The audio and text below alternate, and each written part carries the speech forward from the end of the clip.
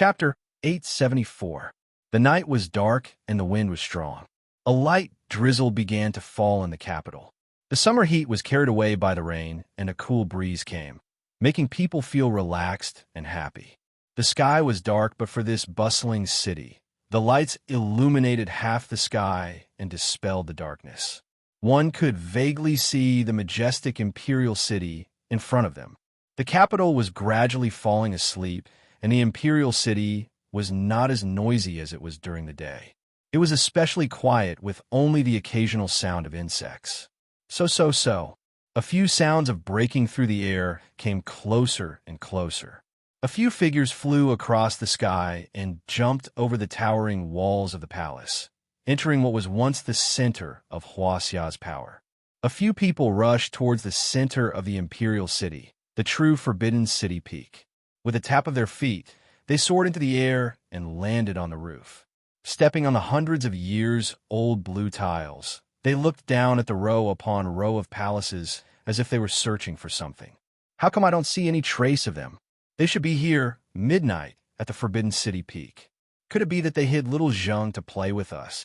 No, they wouldn't go through so much trouble just to play with us. These people were obviously Lan Yu and the other two. They first searched outside the palace, but did not find any traces of the enemy.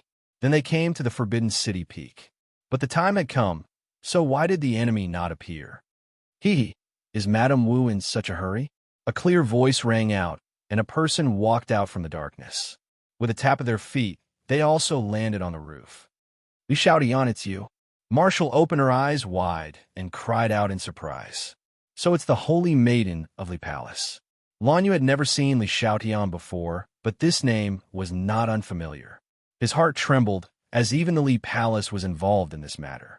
Perhaps it was not just that. The Azure Dragon Hall was the real mastermind behind all this. It's me. Madame Wu is truly as beautiful as a fairy. No wonder she was able to capture the heart of the previous head of the martial organization and even gave birth to such a powerful son like Tang Zheng. Li Xiaotian said with a smile. Li Xiaotian, where did you hide my son? Lan Yu didn't want to talk nonsense with the other party, so he went straight to the point and asked, you want Tang Zheng? There, isn't that him? Li Xiaotian pointed to a spot not far away. In the darkness, it was indeed Tang Zheng. Little Zheng. Lan Yu was overjoyed and was about to rush over, but was stopped by Li Xiaotian. Madame Wu, don't worry. I will hand him over to you. If you rush over, I can't guarantee that my companions will do anything to him. With that said, Song Yu appeared behind Tang Zheng. Marshall recognized her at a glance and shouted, Song Yu, it's you. Yin Patian was also shocked. You actually didn't die. How dare you come back? After that battle, the Song family no longer existed. Only Song Yu's whereabouts were unknown. Who would have thought that he would be involved with Li Xiaotian? Song Yu laughed coldly, her sinister face hidden in the darkness of the night, looking even more terrifying. Yin Patian, you colluded with Tang Zheng and destroyed my Song family.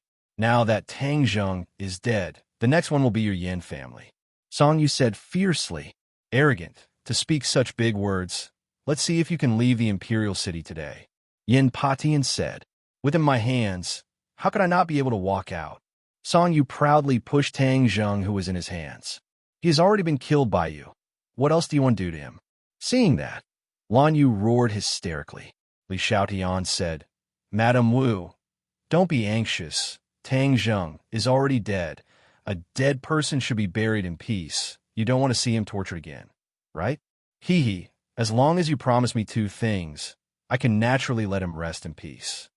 What condition? Lan Yu opened her eyes wide, her killing intent soaring. The first condition is to tell me where the rest of the martial sect went. Lan Yu was silent. The rest of the martial sect were hiding on the moving island. This was a secret. If they were to tell the other party, then these people would be in danger. Moreover, there are not only people from the martial sect, but also the witch clan. You're not going to say it? Sigh, that's a pity. Tang Zheng has been alone since he was young. I didn't expect that now that he is dead, he won't be able to rest in peace and will be tortured.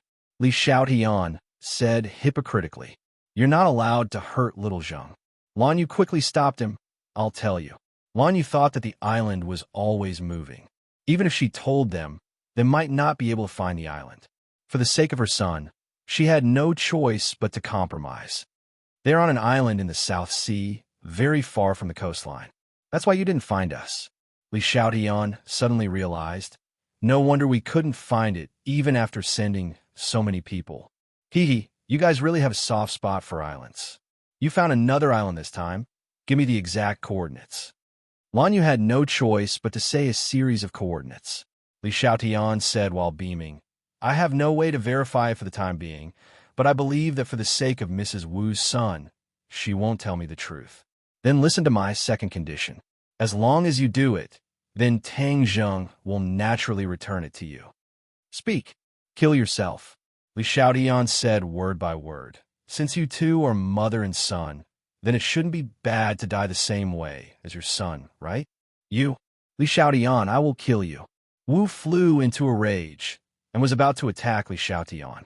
Li Xiaotian fearlessly crossed his arms, looked at Wu mischievously, and said, Come and kill me. Let's see if you have the guts. Marshal, stop. Lan Yu stopped him. How is it? Have you decided? Li Xiaotian asked. If I die, are you really going to let my son go? Of course, Tang Zheng is already dead and is no longer of any use. Letting you mother and son reunite on the road to the Yellow Springs can be considered as helping you too. All right, I promise you. Lan Yu agreed. Mistress, you absolutely can't. Wu hurriedly stopped him. Lan Yu's expression was resolute. Back then, I didn't protect him well, which was why he was left wandering outside. All these years, he has suffered so much, and I have not fulfilled my responsibility as a mother. This is the only thing I can do for him now. Seeing that Mistress had already made up her mind, Wu's tears flowed out. She had never cried as much in her entire life as she did today. She looked at Li Xiaotian with overflowing anger and secretly swore in her heart, Li Xiaotian, I will definitely kill you, otherwise I will not be human. Li Xiaotian's heart skipped a beat when he saw Wu's eyes, but he did not soften his heart and said, Stop dawdling, there won't be a miracle. Yin Patian looked at this scene. His heart was willing, but his strength was insufficient. The enemy was truly too sinister. He never thought that they would use Tang Zheng to threaten them. This was Lan Yu's Achilles heel. He had no way to dissuade him. He only muttered in his heart that as long as he saved Tang Zheng later, he would definitely kill these two people to pay tribute to Lan Yu's spirit in heaven. Lan Yu was reluctant to part with it. He looked at Tang Zheng from afar, raised his hand, and resolutely slapped towards the top of his head. Suddenly, something unexpected happened. A white figure appeared out of nowhere, and as fast as lightning, it slapped Song Yu's body with its claw. Bang! A huge force caused Song Yu to fly far away, and he had no choice but to let go of Tang Zheng. Who is it? Seeing that, Li Xiaotian turned pale with fright. She jumped down from the roof and rushed towards Tang Zheng. She understood that without Tang Zheng, she would not be able to threaten Lan Yu. Boom! A ball of flames soared into the air, blocking Li Xiaotian's path. She finally saw the small figure behind the flames clearly. Xiaobai! She regretted it so much. So it was this little fellow who had ruined her plans. After Xiaobai's interruption, she had no way of getting close to Tang Zheng, because Lan Yu had already rushed over crazily. She could only dodge in a hurry. Tang Zheng fell limply to the ground. Xiaobai pried, opened his mouth, and stuffed a pill into it. The pill melted as soon as it entered his mouth. Suddenly, Tang Zheng opened his eyes and took a deep breath. A terrifying light burst out from his eyes. Resurrection from the dead? No, actually, he did not die. The War Soul sword had pierced through his heart, causing him to enter a state of suspended animation. However, it left him with a chance of survival. If there was no external interference, he would definitely die if this state continued for too long. Therefore, at the last critical moment, he placed all his hopes on Xiaobai. He gave Xiaobai a 9-transformation soul return pill and told it to find an opportunity to feed him. The powerful medicinal properties of the 9-transformation soul return pill could allow his injuries to quickly recover, thus achieving the effect of resurrection. This was all arranged by him, but it was extremely risky. The scene that Yin Qingyi saw was that he suddenly opened his eyes and mistakenly thought that he had been reborn. In fact, he did not truly die, so how could he be reborn? Tang Zheng was not an idiot. He was very clear that if he really died, it would cause his enemies to be happy. Therefore, he left a backup plan for himself. Taking advantage of the fact that Nicholas was not paying attention, he summoned Xiao Bai from the Sumeru world before he committed suicide. Xiao Bai was as fast as lightning, deceiving the heavens and escaping Nicholas's eyes. Even in his dreams, Nicholas would never have thought that so many things would happen right under his nose. Seeing Tang Zheng standing up safe and sound, Li Xiaotian screamed as if he had seen a ghost and shouted in disbelief, "How are you not dead?" Previously, she had checked Tang Zheng. Indeed, he did not have any breathing or heartbeat and was even lifeless. However, she did not know that Tang Zheng could absorb a little yin qi on his body and make himself look more lifeless than a dead person. How could she tell clearly? Although Lan Yu, Wu, and Yin Patian knew that Tang Zheng would come back to life, they did not expect him to come back to life so quickly. They were extremely happy. Lan Yu covered his mouth in disbelief. "You're finally alive. My son is finally alive." Tang Zheng had previously been in a state of suspended animation, so his hearing was still intact. Therefore, he had clearly heard Lan Yu's words just now. She was actually willing to sacrifice her life for him. This caused him to have mixed feelings. Looking at her excited appearance from afar, his eyes also became gentle. No matter what mistake she had made back then, she had been living in regret all these years. This kind of torment and torture was already something that no one could endure. Now that she knew of his existence, she had been trying her best to make up for it. This sincere motherly love was undeniable. Chapter 875. Li Xiaotian was startled by Tang Zheng's gaze. She subconsciously avoided his gaze and said, "Li Xiaotian, last time when we parted ways with the island nation, I let you go. Now you come to deal with me. And you even use such a despicable method. Do you really think I won't kill you?" Tang Zheng asked with an ashen face. Li Xiaotian smiled charmingly and said, "Don't be so angry. We haven't seen each other in a long time. It's good to sit down and reminisce." "Who's reminiscing with you?" Marshall took the initiative to berate Tang Zheng. Just now she forced Master's wife to commit suicide. Her intentions are vicious and extremely hateful. We absolutely cannot let her go. Li Xiaotian smiled bitterly. "Marshall, don't be so angry. I was just joking." "I'm not joking with you." Tang Zheng walked toward the other party step by step. Li Xiaotian panicked and subconsciously retreated. She knew very well that with her cultivation, she was not a match for Tang Zheng. Moreover, the other party was not alone. If they fought, she would definitely be at a disadvantage. Tang Zheng stretched out his hand and used the swallowing the heavens technique. A huge suction force appeared in his palm. Li Xiaotian felt that she could not help but approach Tang Zheng. She was shocked and shouted. An iron bow appeared in her hand. The shooting sun arrow was placed on the iron bow and aimed at Tang Zheng. "You found the shooting sun arrow again?" Tang Zheng said in surprise. Back then, when he was fighting with the island nation's imperial preceptor, Li Xiaotian lost the shooting sun arrow. He did not expect her to find it again. Li Xiaotian chuckled. "This kind of divine weapon, of course I won't really lose it. I spent a lot of effort to find it back." "You are so sinister and cunning, you don't deserve to have the shooting sun arrow." Tang Zheng roared, crazily urging his power. The suction force suddenly increased. Li Xiaotian's expression suddenly changed, and she pulled the bowstring. Whoosh! The shooting sun arrow turned into a ray of light and shot towards Tang Zheng. Although it did not have the power of the heaven-shocking bow and was just a normal bow, it still made the shooting sun arrow extremely powerful. Instead of retreating, Tang Zheng moved forward, facing the shooting sun arrow's violent aura. The suction force from his palm completely neutralized the shooting sun arrow's terrifying attack. He closed his fingers and grabbed the shooting sun arrow. "My shooting sun arrows are just short of this one. Let me return it to its rightful owner." Li Xiaotian was shocked when he saw this. He curled his finger, and the shooting sun arrow's attack came to an abrupt halt. It actually turned around and flew back. How could Tang Zheng let her have her way?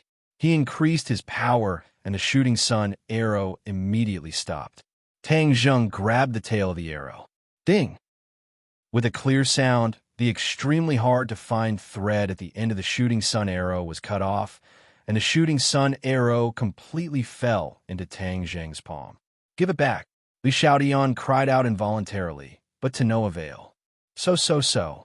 He shot an arrow, but it was replaced by an ordinary arrow, which was easily blocked by Tang Zheng. Seeing that Tang Zheng was attacking again, Li Xiaotian quickly retreated, but his retreating momentum became slower and slower. The two of them, one advancing and one retreating, had already rushed into the palace. The others also hurriedly chased after them. No one noticed a pair of vicious eyes in the darkness, like that of a snake or scorpion. "Tang Zheng, you can actually come back from the dead. This time, you've seen me, so I definitely won't let you escape again. And the Holy Maiden of Li Palace, you dare to look down on me, and even come to Sword Pavilion to ruin my plans. How can I let you succeed? All of you will die." Song Yu gnashed his teeth. His face was bruised and swollen, and there was still blood at the corner of his mouth. He revealed a sinister smile. Everyone's attention was attracted by Tang Zheng and Li Xiaotian, so they didn't notice that Song Yu had been slapped into the darkness by Xiao Bai's claw. Suddenly, a remote control appeared in his hand. Without hesitation, he pressed it. Boom! There was a deafening sound, and the earth trembled. A ball of fire soared into the sky, and a powerful shockwave rushed in all directions. A magnificent palace was turned into ruins, and only a raging fire was left. Ha ha ha! Song Yu's crazy laughter resounded throughout the imperial city, only to hear him venting out his hatred as he roared loudly. "Tang Zheng, you are finally dead. What bullshit cultivator, under the might of modern technology, isn't there only death waiting for you?" It turned out that he had already buried explosives in the imperial city in a frenzy, and even Li Xiaotian didn't know about it. His original purpose was not to deal with Tang Zheng, but to deal with the people who came to save Tang Zheng. Of course, that included Li Xiaotian. Li Xiaotian was sent to the Sword Pavilion to monitor his every move. How could he sit back and do nothing? However, he couldn't kill her openly, so he could only shift the blame to others. As long as Li Xiaotian died this time, the Lord would not suspect him of doing it. He would only blame it on the enemy, killing two birds with one stone. Why not? Li Xiaotian's plan was flawless. He probably never dreamed that he would be schemed against by Song Yu, who he had always looked down on. Looking at the raging fire, he was complacent. These people must have been blown into several large pieces. How could they still be alive? Tang Zheng, don't you have many tricks up your sleeve? You can even bring the dead back to life. Let's see how you'll survive this time. There was no more movement in the fire, but the capital was awakened by the explosion. This was the most important place in the capital, where the core of power was located. An explosion had actually occurred. Moreover, it was in the imperial city. The impact was too great. Only the sound of sirens could be heard in the dark night. People and cars rushed over from all directions. Without a doubt, the officials would be thoroughly enraged by this matter. Song Yu's lips curled into a cold smile. This is what it means to make a big move. I'll let you all see what I, Song Yu, am capable of. Of course, what he did could not be made known to the public. Otherwise, not only would he be hunted down by the Azure Dragon Palace, even the government would not let him go. Then, he would have no place in this world. He was about to escape when suddenly, an earth-shattering roar came from the sea of flames in the palace. Pung! Song Yu sat down on the floor with a terrified expression on her face. She cried out in panic, "What is that sound?" Just as he finished speaking, the continuous roar became even louder. The sound shook the sky. The sound waves spread out in all directions with the fire as the center point. The raging fire was extinguished in an instant. Yes, it was extinguished. The fire was extinguished in front of Song Yu's eyes. This was more immediate than any fire extinguisher in the world, especially the anger and majesty contained in the sound. It made his heart beat like a drum, and he almost couldn't breathe. This seems to be the legendary dragon's roar. He muttered to himself. However, he felt that this was too inconceivable. It was simply impossible. Dragons were things of legend. Perhaps they were simply made up and did not exist in this world. His mind was in a mess. He sat on the floor and was unable to calm down for a long time. This was indeed a dragon's roar. The dragon's roar of a five-clawed golden dragon. Just now, Tang Zheng and Li Xiaotian were fighting fiercely. Just as Li Xiaotian was about to be captured, suddenly, an explosion rang out. Tang Zheng shouted loudly, but it was already too late for him to escape. Moreover, there were so many people here. Even if he escaped, what about the others? However, at the critical moment, he did not completely panic. He suddenly remembered that under the palace, wasn't it the place where the five-clawed golden dragon was imprisoned? That place was probably the safest place to avoid this explosion. In fact, this thought had been thought of in a flash, so his movements were extremely fast. Before the power of the explosion had completely affected them, he had activated the array formation of the palace. In the blink of an eye, they had moved from the palace to the long passageway below the imperial city. Then, an even more intense explosion sounded. Fine dust fell from the top of his head, and even the soles of his feet shook a few times. However, he managed to stabilize himself in the end. Only then did the others react. They opened their eyes wide and looked around. The space here was not big. It was a long passageway, and the light was very dim. "Where are we?" Lanyu was the first to ask. "Below the imperial city," Tang Zheng replied. "So there's such a place under the imperial city. I've lived in the capital for more than half my life. How come I didn't know?" Yin Patian said in surprise. Tang Zheng laughed. Other than the emperor and the person who had secretly trapped the five-clawed golden dragon, the others had probably been silenced at that time. As for the emperor and that person with remarkable abilities, they were no longer in this world, so naturally, no one would know. The top of our heads is intact. How do we get down? Lanyu was the first to discover a flaw, and asked curiously as he looked at the stone slab above his head. The others also raised their heads to look. Their heads were indeed safe and sound, and were not affected by the shockwave of the explosion at all. The key was that there was no other way out, so why did they come to the imperial city from the top of the palace in an instant? Tang Zheng did not hide anything, and said, "There's a formation here. I activated the formation, so we came down. So you already knew about this place." Yin Patian was speechless. He was a native of the capital, but he did not know as much as a foreign monk like Tang Zheng. Tang Zheng did not hide anything, and nodded. "Yes, I knew about it a long time ago, but this place is extremely secretive and involves many confidential matters, so I did not announce it to the public." "What's secret?" Yin Patian asked curiously. Before Tang Zheng could answer, Wu spoke first. "Why is there an explosion?" Tang Zheng's expression turned cold, and said, "It must be Li Xiaotian, that sinister and cunning woman. No, she wouldn't be so stupid as to blow herself up as well." Lanyu shook his head in denial. "Songyu." Tang Zheng and Yin Patian shouted at the same time. The two of them looked at each other and had a new understanding of this young master song. He was truly too vicious and merciless. Even his accomplice, Li Xiaotian, was not spared. He had created such a huge explosion in the capital. Who knew how big of a storm this explosion would cause? Roar. Suddenly, a dragon's roar rang out, interrupting their thoughts. Their minds were completely filled with this sound. Being so close to the five-clawed golden dragon, the power of this dragon's roar was many times greater than outside. Everyone's expressions changed greatly, especially Marshall, whose cultivation was the weakest. He actually had the urge to kneel on the ground, and his face turned incomparably pale. "What's that sound?" Yin Patian and Lan Yu suppressed their palpitations and asked at the same time. Tang Zheng shouted that something was wrong. He looked around and cried out, "Where's Li Xiaotian?" Chapter 876. Everyone seemed to have woken up from a dream and finally reacted. Wu said with a pale face, "I remember that she came down with us just now." Tang Zheng also knew this. Previously, in a moment of desperation, he had activated the formation and moved everyone into the tunnel, including Li Xiaotian. It was just that just now, everyone's attention was on the tunnel, so they did not pay attention to Li Xiaotian. Unexpectedly, in the blink of an eye, this cunning woman had disappeared without a trace. Could it be that she escaped?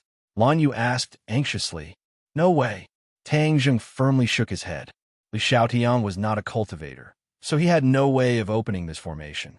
Of course, it was impossible for him to escape. He suddenly thought of the dragon's roar just now and shouted that it was not good.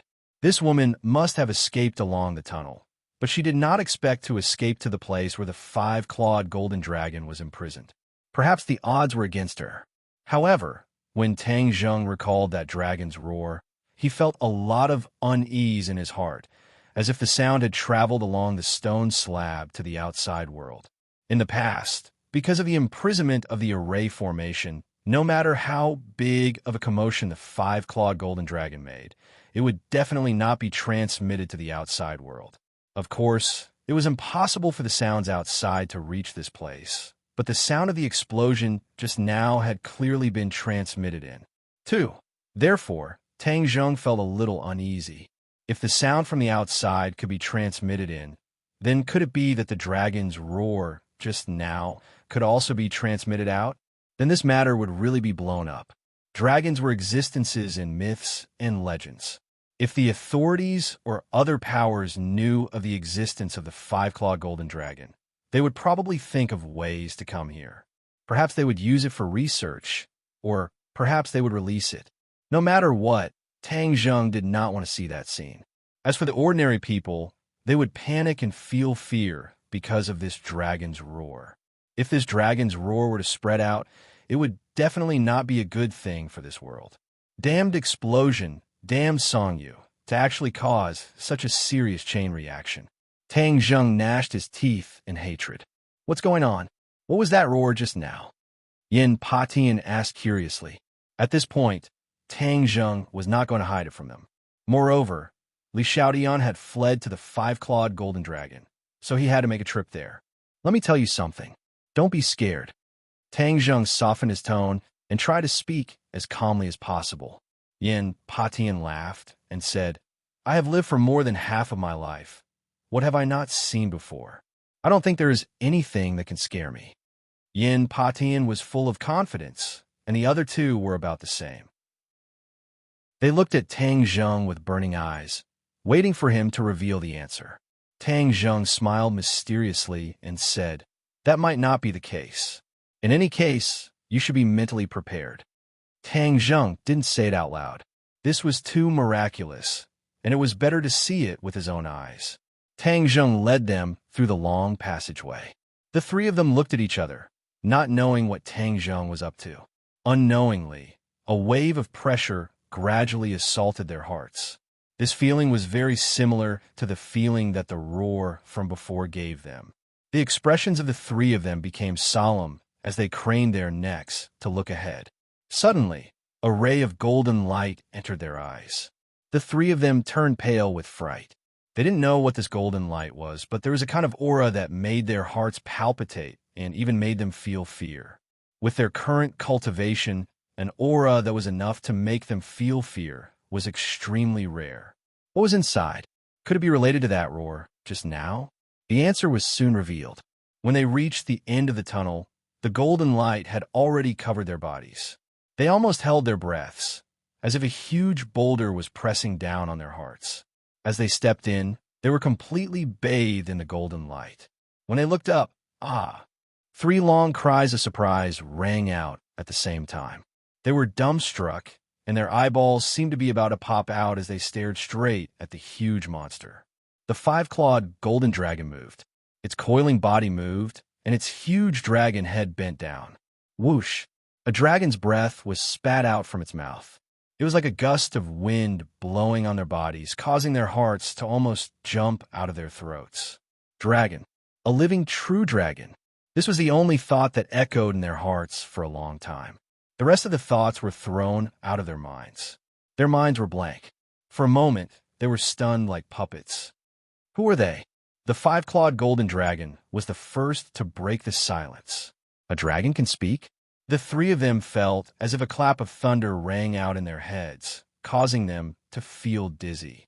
Tang Zheng walked over, and Xiao Bai jumped down from his shoulder with a whoosh and jumped onto the five-clawed golden dragon's body without any trace of politeness. The three of them saw this, and their hearts tightened. This was a dragon. Why was Xiao Bai not afraid? And so rude. Little Zheng, be careful.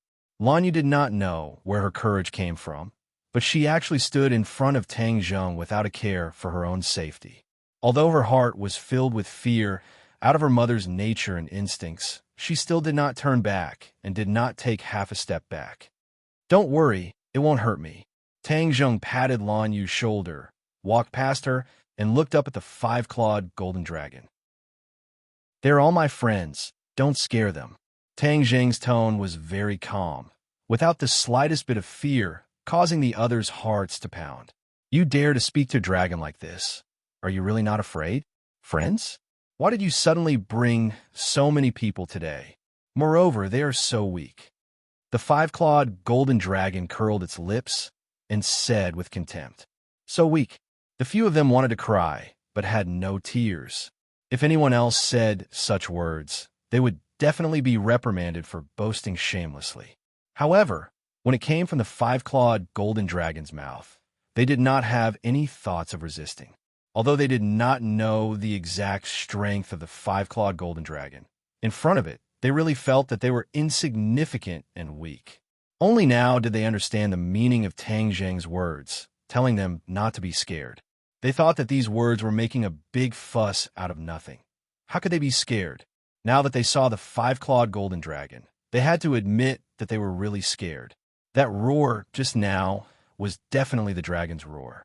Dragon's roar. They were actually lucky enough to hear this kind of sound that only existed in legends. Although Tang Zheng's words were conclusive, telling them not to be afraid, their hearts were still in a mess, and they could not hide their panicked expressions. The five-clawed golden dragon ignored their thoughts and continued to say, "What's the use of so many weak people coming? In the future, you'd better make some strong friends."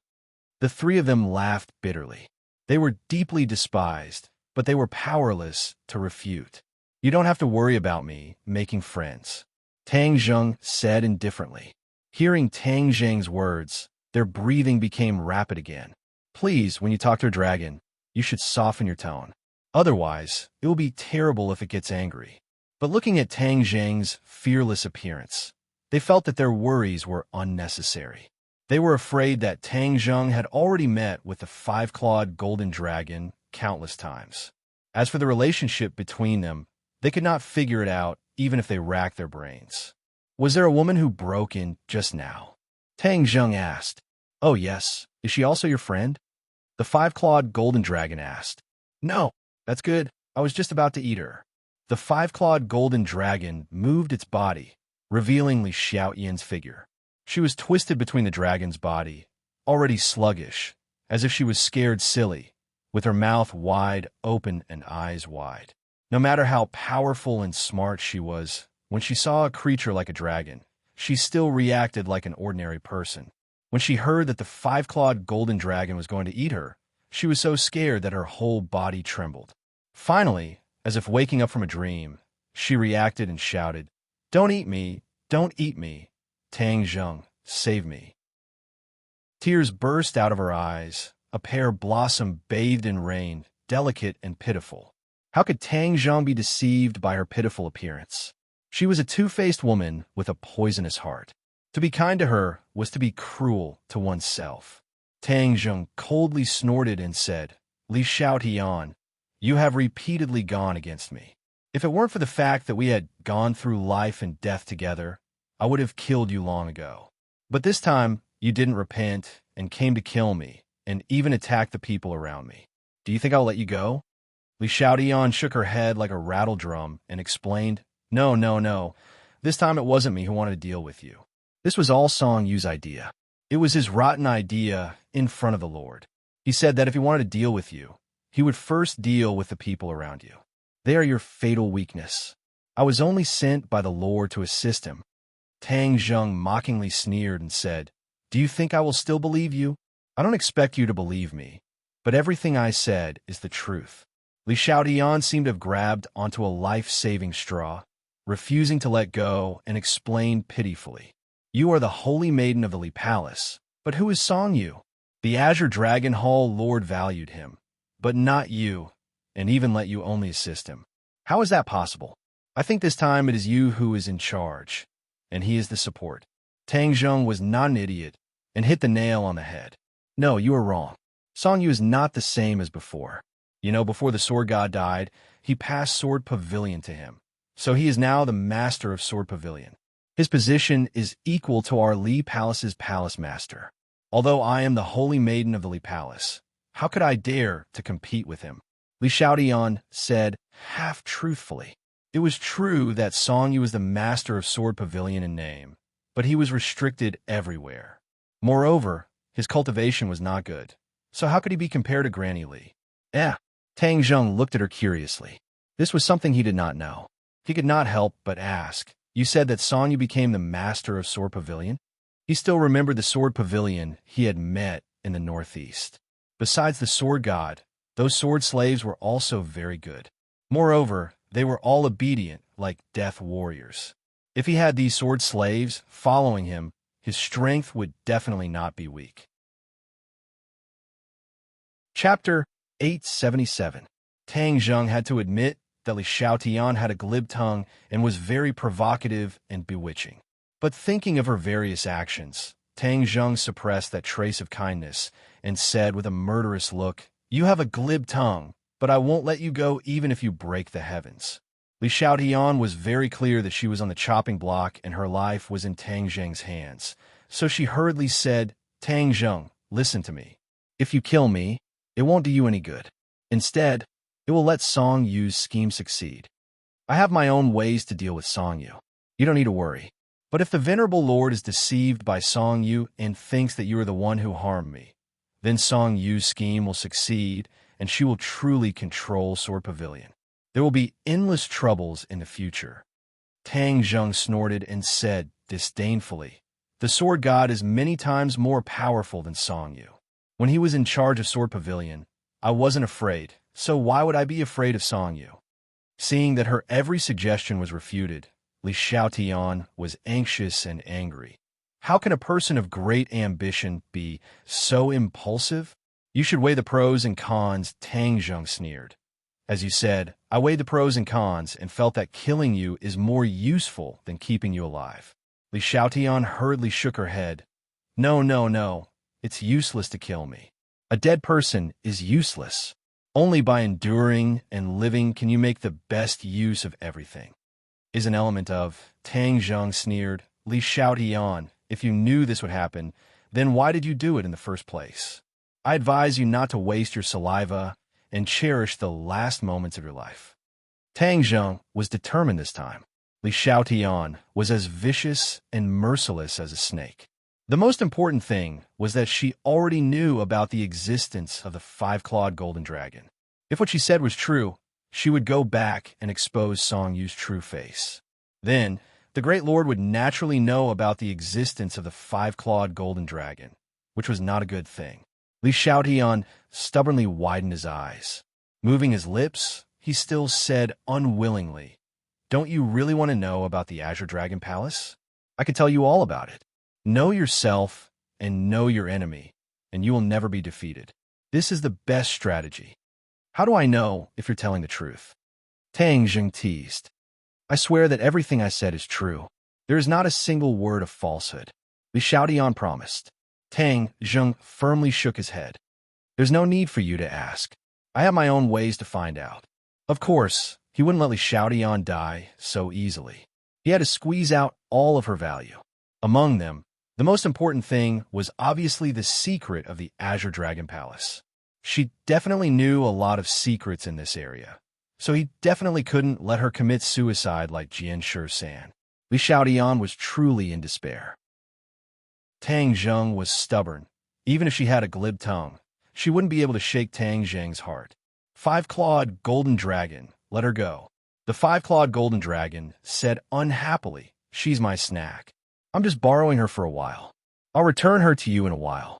Only then did the five-clawed golden dragon turn from worry to joy.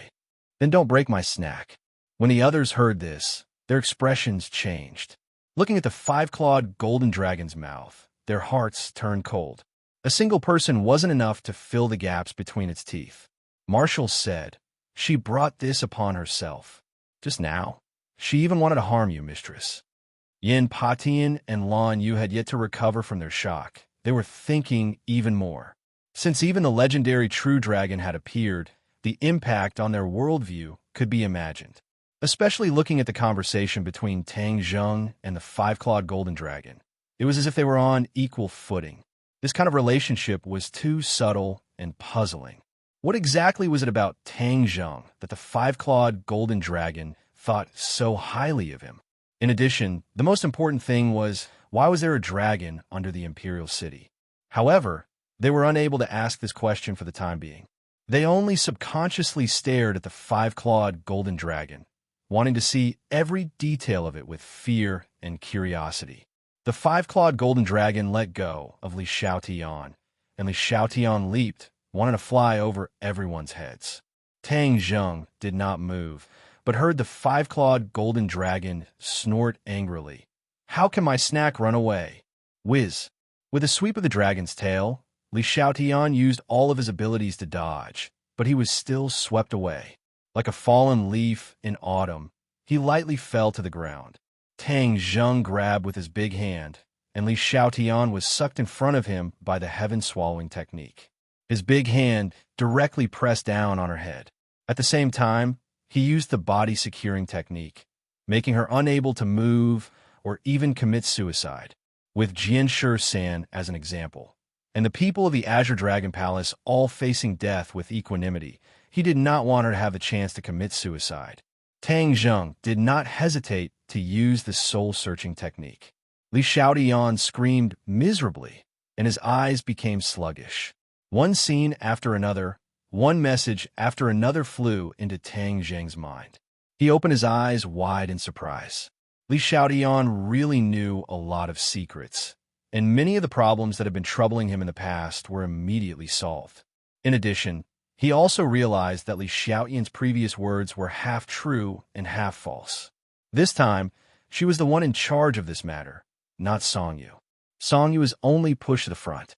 Humph! As expected, none of her words were true. If he really listened to her, it would lead to a disaster. After a while, Tang Zheng loosened his grip, and Li Xiaotian's screams came to an abrupt end. His eyes closed, and he fell limply to the ground. What happened to her? The others asked. She just fainted. Tang Zheng clapped his hands. The information he had gathered was too complicated, and he still needed to calm down and organize it. Of course, now was not the time. Tang Zheng looked at Li Xiaotian expressionlessly and said to the five-clawed golden dragon, "I'll leave her to you." "You used the soul-searching technique on her?" the five-clawed golden dragon asked. Tang Zheng nodded. "Why didn't you say so earlier? Now that she's turned into a fool, what's the point of eating it?" "I don't want it." The five-clawed golden dragon twisted his neck. He actually didn't like the snack. Tang Zheng was stunned for a moment and said, "You don't want it?" "Yes." "Then just kill her," Tang Zheng said casually. "Don't kill her here and pollute my place. Too many rules." Tang Zheng rolled his eyes in dissatisfaction. "Then I'll take her out."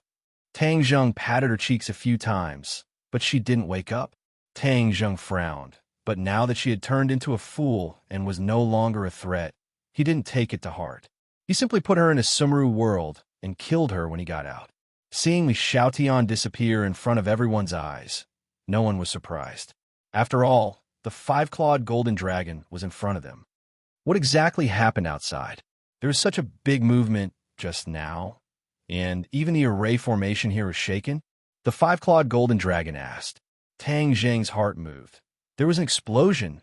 Was the array formation affected? The five-clawed golden dragon didn't answer in a hurry, but closed his eyes. After a while, his eyes widened in surprise. The array formation was not only shaken, but there was also a crack. The palace above is a part of the array formation. Now that the palace is destroyed, the array formation is not 100% complete. Tang Zheng's eyelids twitched. He didn't expect that an explosion would cause such a big change. He quickly asked, "Then can you go out?" The five-clawed golden dragon's expression darkened and said, "How could it be that easy? There is only a crack in the array formation. This is a very small flaw. If I want to escape, I must completely break this array formation." Tang Zheng secretly heaved a sigh of relief. As long as the five-clawed golden dragon did not escape for the time being, then everything would be fine. However, when he thought of the dragon's roar, he hurriedly asked, "Your dragon's roar just now seems to have spread outside?" The five-clawed golden dragon nodded. "That's true. After all, there are flaws in the array formation, so it can't be perfect. As long as the sound is loud enough, it can naturally be transmitted out. What if it attracts other people? If others know of your existence, won't they do everything they can to break through the soil layer above and reach here?" Tang Zheng asked worriedly. The five-clawed golden dragon spat out a mouthful of dragon breath and scoffed.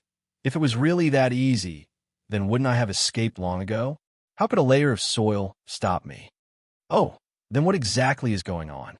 Although this is under the Imperial City, it is impossible to reach here just by breaking through the soil layer above.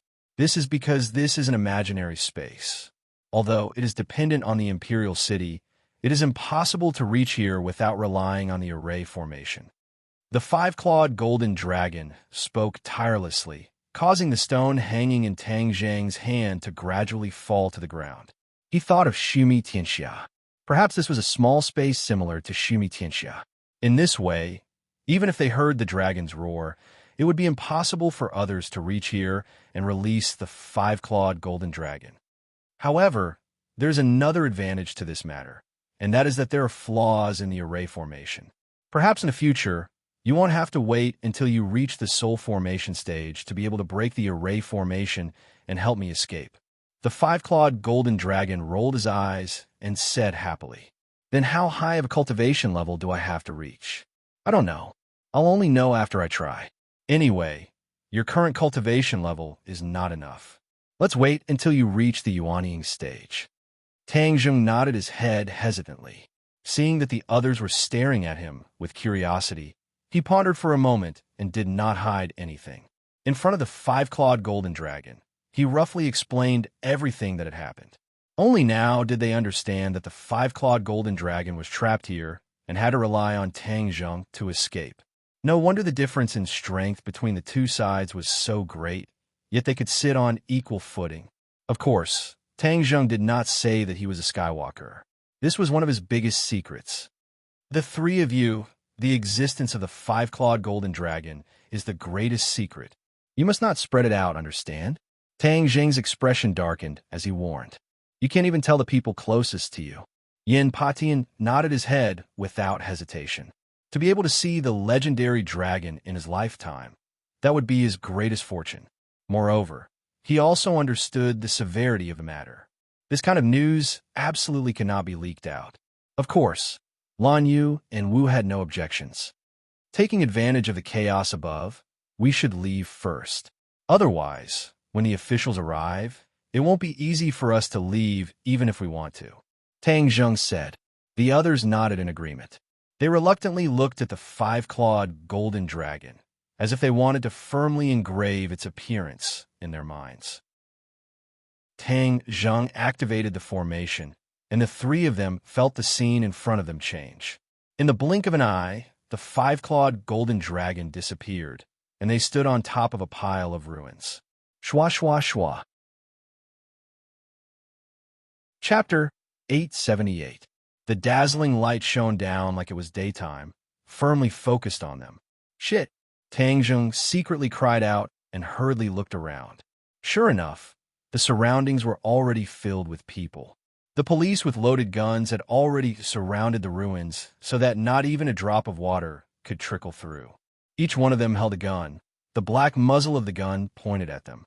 Two people walked out from behind the crowd and exclaimed at the same time, "Tang Zheng, you didn't die?" Ding Liang and number 2 looked at Tang Zheng as if they had seen a ghost. They clearly already knew of his death. Tang Zheng said with a smile, "I'm lucky, I won't die." Ding Liang looked at him in disbelief, and number 2, who was beside him, also stared at them with a burning gaze, his sharp gaze sweeping over them. They were very clear that Tang Zheng was resourceful and had many tricks up his sleeve. Perhaps he had used some method to deceive Rockefeller's people. Just now he searched once, and clearly there was no one. How did you suddenly appear? Number 2 asked in a deep voice. Tang Zheng had specifically left without stopping in order to avoid direct contact with them. He didn't think that they would come so quickly and coincidentally bump into them. Since things had already gotten to this point, he could only make up some nonsense and muddle through. Tang Zheng pretended to be calm and said indifferently, "Qi, how can you understand the various abilities of a cultivator? I naturally have a way to escape." Number 2 looked at him with half trust and half doubt, as if trying to discern the truth of his words. Tang Zheng was unmoved and looked at him indifferently. When their eyes met, it was as if there were invisible sparks in the air. Tang Zheng's character was outstanding and in the end didn't reveal any flaws. Number 2 had no choice but to look away and change the question. "That strange roar just now, did you hear it?" "Of course I heard it. Do you know what it was? Could it be that there are some monsters in the capital?" Tang Zheng deliberately asked back. There was no need to deny this question. If they didn't hear it, it would instead arouse suspicion. That dragon's roar had practically spread through the streets of the capital. "I also wanted to ask you this question," Number 2 coldly said. Tang Zheng pretended to be stunned and asked in puzzlement, "Why are you asking me? I've never heard of such a sound." "Oh, right. Didn't the dragon group capture a lot of demonic beasts for research? Could it be those demonic beasts?" "How was that possible? Those demonic beasts have all been properly dealt with. Moreover, that voice clearly came from here." Number 2 pointed at his feet and said. Tang Zheng shrugged, spread his hands, and said helplessly, "Then I don't know." "Then ask me something you know. Where are Li Xiaotian and Songyu? What's with this explosion?" Number 2 asked, unwilling to give up. Tang Zheng said without hesitation, "Do you still need to ask?" "Of course, the explosion was caused by Songyu. That guy is crazy and tried to kill us with an explosion in the capital. He must have escaped long ago. You can't just turn a blind eye to it, right?" After pausing for a moment, he ambiguously continued, "As for Li Xiaotian, when the explosion happened, how could I care about anyone else? Perhaps she was killed by the explosion." "Killed by the explosion?" Number 2 and Ding Liang looked at each other. Both of them weren't too sure. The power of the explosion just now was indeed too great. A magnificent palace had been blown into ruins. How could a body of flesh and blood withstand such terrifying power? "Of course we won't let Songyu go. Since he dares to act so recklessly, we will definitely arrest him and bring him to justice." Tang Zheng faintly smiled. "Then I'll have to trouble you. If this kind of antisocial person is left in this world, he will only be a problem for society. Also, with Rockefeller acting like this, are you really going to ignore it? The higher-ups will have their own countermeasures. You don't need to worry about this. You just need to take care of yourself and don't cause any more trouble." Number 2 said. Tang Zheng's eyes flashed with thought-provoking sharpness, but he didn't promise the other. Instead, he said, "I can't guarantee that. Rockefeller dares to kill me and use the people around me to threaten me. How could I just let this go? I will use all my power to keep them on this land." Number 2's gaze turned cold, like a terrifying bolt of lightning. He stared unkindly at Tang Zheng and said, "Didn't you hear Ding Liang's order before? Don't mess with Rockefeller." Tang Zheng dryly laughed a few times and said, "This matter has nothing to do with me. Of course you guys don't care. But he came to kill me. If I leave this disaster behind, then wouldn't I and the people around me be in danger at any time?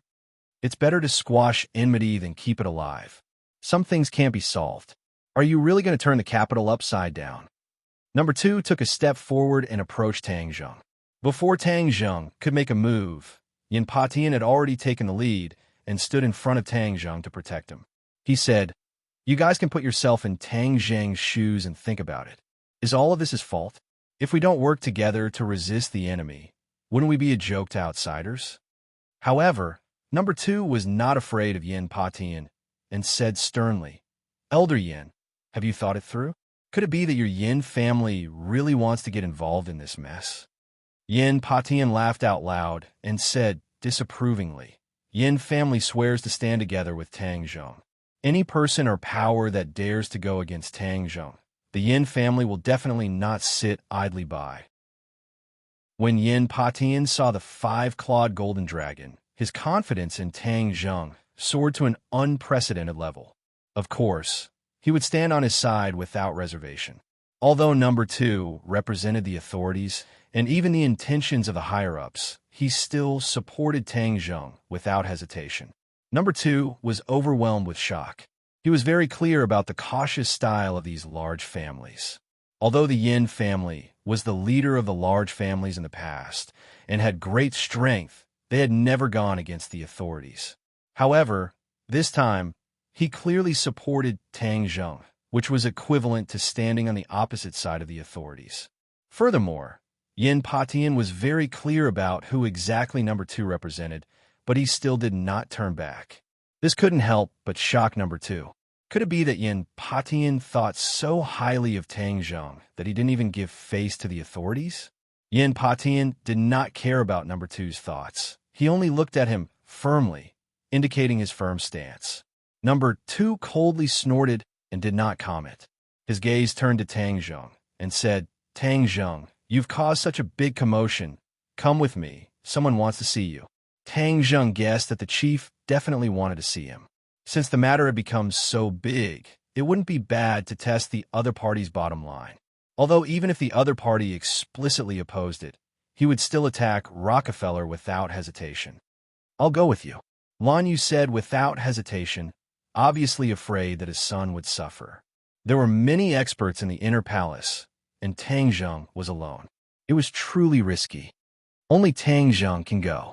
Number 2 did not show any mercy and looked deeply at Lan Yu. Of course, he knew Lan Yu's identity. She was the wife of the previous martial sect master and Tang Zheng's biological mother. Even if she threw away these identities, she was still a great master martial artist and was not someone to be underestimated. Tang Zheng was full of confidence as he shook his head and said, Don't worry, I'm fine. But Lan Yu still wanted to dissuade him, but Tang Zheng smiled and shook his head. His voice became gentler as he said, Go home and wait for me. Seeing her son speak so gently to her, Lan Yu was stunned, and her eyes sparkled as she looked at him. Tang Zheng's attitude towards Lan Yu became much better. Although he could not personally call her mother, he was no longer as cold as before. Okay. Lan Yu's heart felt warm, and the corners of her mouth lifted in gratification and excitement. But when she turned her head and stared at number 2, her eyes became especially sharp and full of aggression. She said with killing intent, If anyone dares to hurt little Zheng, I will risk my life to kill them. No matter who it is, even if they escape to the ends of the earth, I will not let them go. This blatant threat made number 2 unable to do anything. After all, Lan Yu had the confidence to say this. Ding Liang hurriedly tried to smooth things over and said, Everyone, don't misunderstand. Tang Zheng is just going back to cooperate with the investigation. Nothing will happen. You guys go back. Wait for me to come back. Then we'll discuss how to deal with Rockefeller and Song Yu. Tang Zheng said without any hesitation. The few of them nodded, and with a tap of their feet, they flew out from the encirclement. With a few ups and downs, they disappeared into the night. The surrounding policemen were dumbstruck. Let's go, number 2 said coldly to Tang Zheng. Tang Zheng smiled and took a car with number 2 and Ding Liang to the heavily guarded courtyard house. But along the way, Tang Zheng saw that there were many more people on the streets. Although it was early in the morning, many citizens were walking on the streets. It was obvious that such a big commotion had disturbed their good dreams, and they all ran out to see what was going on. However, this was easier said than done. The streets and alleys were already filled with armed policemen, and there were also many soldiers who had joined in to maintain order and separate the crowd. The imperial city was already heavily protected, and no one was allowed to get close. As for what exactly happened in the center of the imperial city, because it happened in the dead of night, not even a single photo was sent out. However, paper couldn't wrap fire. The huge explosion and the dragon's roar would definitely cause a huge disturbance. Tang Zheng didn't say a word as he got out of the car and walked into the courtyard house. He found that the security of the courtyard house had at least doubled. Obviously, these people with high positions and power also knew that the situation was serious. They were deeply afraid that he would be affected, so they sent more people to protect him. Tang Zheng could clearly feel that there were already countless pairs of eyes spying on him in the dark. Perhaps if he did anything wrong, these people would rush out to deal with him. Tang Zheng smiled and didn't mind. He followed the two of them and easily arrived in front of the study. The chief was wearing a thin coat, standing in the courtyard outside the study with a serious expression. When he saw him come in, he gave him a deep look and, without saying a word, turned around and entered the study. Tang Zheng also walked in and found that there were two other people in the study. These two people's auras were very strong and were very similar to the two auras he had sensed in the dark before. These two people were probably Imperial Palace experts like number 2. They had always been in hiding, but this time they actually stood in front of Tang Zheng openly. Chapter 879. Tang Zheng glanced at number 1 and number 3, completely unconcerned. He had no ill intentions towards the bureau chief, so why should he be afraid of them? The bureau chief's face darkened as he looked at Tang Zheng sternly and said, "Do you know what you've done?" Tang Zheng calmly accepted it and lightly said, "Could it be that you think that I was the one who started all of this?" The bureau chief was slightly startled. He didn't expect Tang Zheng to dare to refute him. This was a challenge to his authority. In that instant, his gaze became extremely sharp. The atmosphere in the study changed. Number 1, 2, and 3 all tensed up, as if they would take down Tang Zheng as soon as the bureau chief gave the order. The bureau chief didn't give the order in the end. He only stared at Tang Zheng sternly, as if trying to see through his thoughts. Tang Zheng was like a big ball of cotton, causing all the power he released to disappear. He helplessly snorted angrily and said, "What's with that roar?" Obviously, compared to other things, that dragon's roar was what he was most concerned about. Tang Zheng shook his head, as usual, and pretended not to know. He said, "I don't know. I guess it's the sound of some monster." Monster? What monster?" the bureau chief asked, unwilling to give up. Tang Zheng shrugged and said, "There are millions of monsters in the world. How can I recognize all of them? Moreover, it's just a sound, so I can't tell." The bureau chief looked at him suspiciously and suddenly said, "Someone said it's a dragon's roar. What do you think?" Tang Zheng raised his eyebrows and pretended to be surprised. He asked, "Dragon's roar? Are there really dragons in this world?" He didn't seem to have any flaws, as if it was really the first time he heard of such a judgment. But his heart was beating like a drum. To be able to judge that it was a dragon's roar with just a roar, it seemed that the officials had many talents and guessed correctly. Number 2 also asked in surprise, "It's really a dragon's roar?" Obviously, it was also his first time hearing of such a judgment. Number 1 and number 3 obviously knew about this beforehand. They glared at number 2 fiercely, indicating for him to keep quiet. After number 2's interruption, the bureau chief's aura weakened a little, but he still persisted in asking, "You don't think it's the dragon roar?" "How would I know?" Tang Zheng shook his head without hesitation. Could it be that dragons really exist in this world? The bureau chief didn't find any flaws and couldn't help but feel a little discouraged. Tang Zheng was like an airtight wall. No matter how strong the wind was, it couldn't penetrate through. Tang Zheng did not give up and asked, "If there really are dragons in this world, it would be a huge discovery. Dragons are real." The bureau chief continued, "This is clearly recorded in ancient documents, but it's very confidential and not known to outsiders." Tang Zheng pretended to be enlightened. "I see. That dragon roar came from the palace. Don't tell me you didn't discover anything else." Tang Zheng shook his head. "At that time, all I cared about was avoiding the explosion. I didn't even have time to run for my life. How could I have the time to care about other things?" The bureau chief nodded to himself. That kind of powerful explosion was indeed too dangerous. What Tang Zheng said was not unreasonable. "Then how did you manage to escape?" "Didn't I already say?" Cultivators have their own life-saving methods. I'm very curious, so I want to listen and broaden my horizons. Tang Jing's expression turned cold. I'm afraid I can't comply. If my life-saving methods are made public, how can I survive in the future? Not saying? Could it be that you want to go against us and are afraid that we will use this method to deal with you? Tang Jing was stunned. This question was not easy to answer. The other party was obviously testing him. Since he had chosen to be tough, he couldn't compromise midway. Otherwise, he would be forced into a dead end by the other party. Tang Jing smiled faintly. Why would I go against you? However, in this world, one must always be vigilant against others. Moreover, there are too many people, and it's hard to avoid leaks. So, forgive me for not being able to comply. The other three instantly stared at Tang Jing with unfriendly expressions, as if they couldn't wait to attack immediately. However, the bureau chief calmed down. He had already tested Tang Jing's bottom line, so he didn't dare to take another step. Don't dare? When he thought of this word, he couldn't help but find it funny and sad.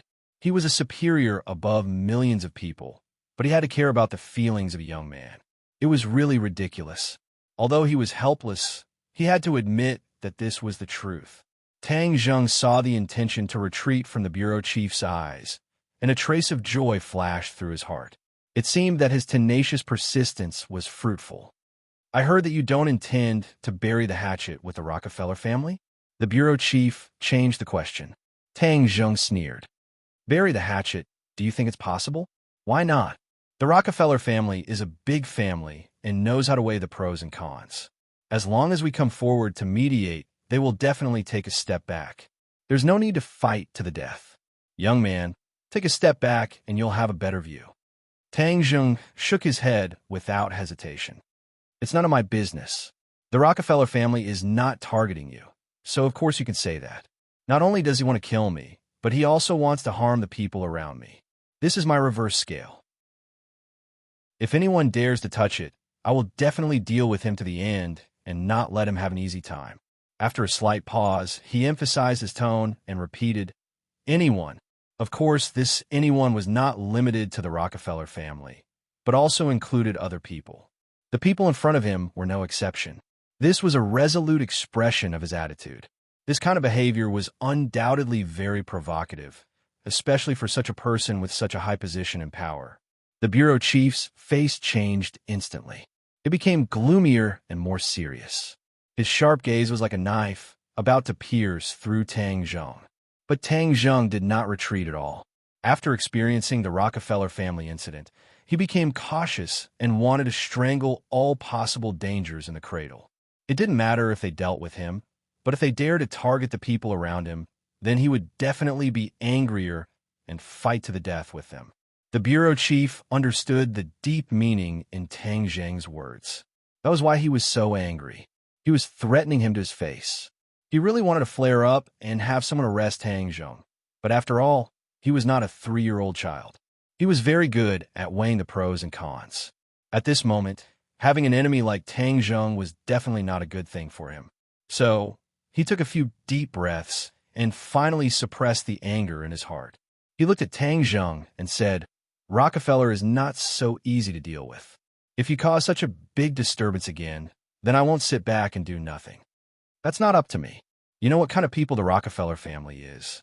Bats, werewolves, these guys will definitely cause panic when they appear in public. This is not something I can control. Actually, I have a very good suggestion. You find Rockefeller's people, and then I'll deal with them myself. It's better for everyone to end this matter early. Although Tang Jing knew Rockefeller's hiding place from Li Xiaoyan's mind, with such a big commotion in the imperial city this time, Rockefeller was not stupid. He must have moved long ago. If there was official assistance, it would definitely be twice the result with half the effort. These people who were hiding their heads and tails would definitely not be able to escape. However, the bureau chief shook his head firmly. No, even though Tang Jing felt a bit regretful, there was nothing he could do. He shrugged his shoulders and said, Then I will dig 3 feet into the ground to find them. However, if the commotion is too big, then don't blame me. Impudent. Number 1 suddenly shouted, his eyes glaring angrily. The corners of Tang Zheng's mouth curled up in a cold smile. He met number one's eyes and said, "What do you want?" "Tang Zheng, are you still from Huaxia? How dare you be so rude to the bureau chief?" Number one scolded. Tang Zheng laughed loudly. "If I'm not from Huaxia, why would I be standing here? When my life and the lives of my family were threatened, where were you? Now you're here to question whether I'm from Huaxia. What right do you have?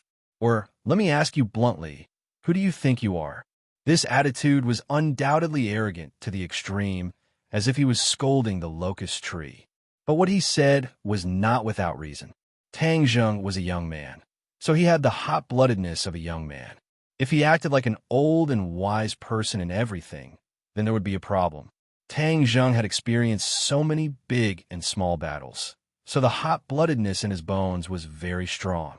It was just that he had been deliberately suppressing it. Now that it was stimulated by number one's questioning, the atmosphere became very tense, as if both sides could start fighting at any time. Number one's face turned red from the questioning, and he muttered, "The country has its own considerations.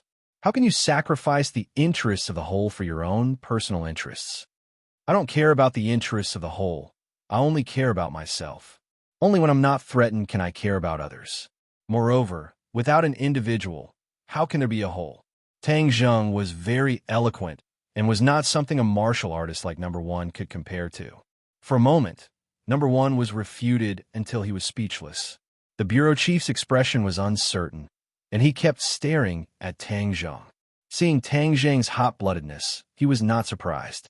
The so-called hot-bloodedness, to him, was just the impulsiveness of a young and ignorant person. If a young man was too mature and wise, and too shrewd, this was what he was most afraid of. Looking at the impulsive Tang Zheng, he felt a sense of relief. Young people, there was a limit to their shrewdness, so they were easy to deal with. For a moment, he could not help but feel relieved.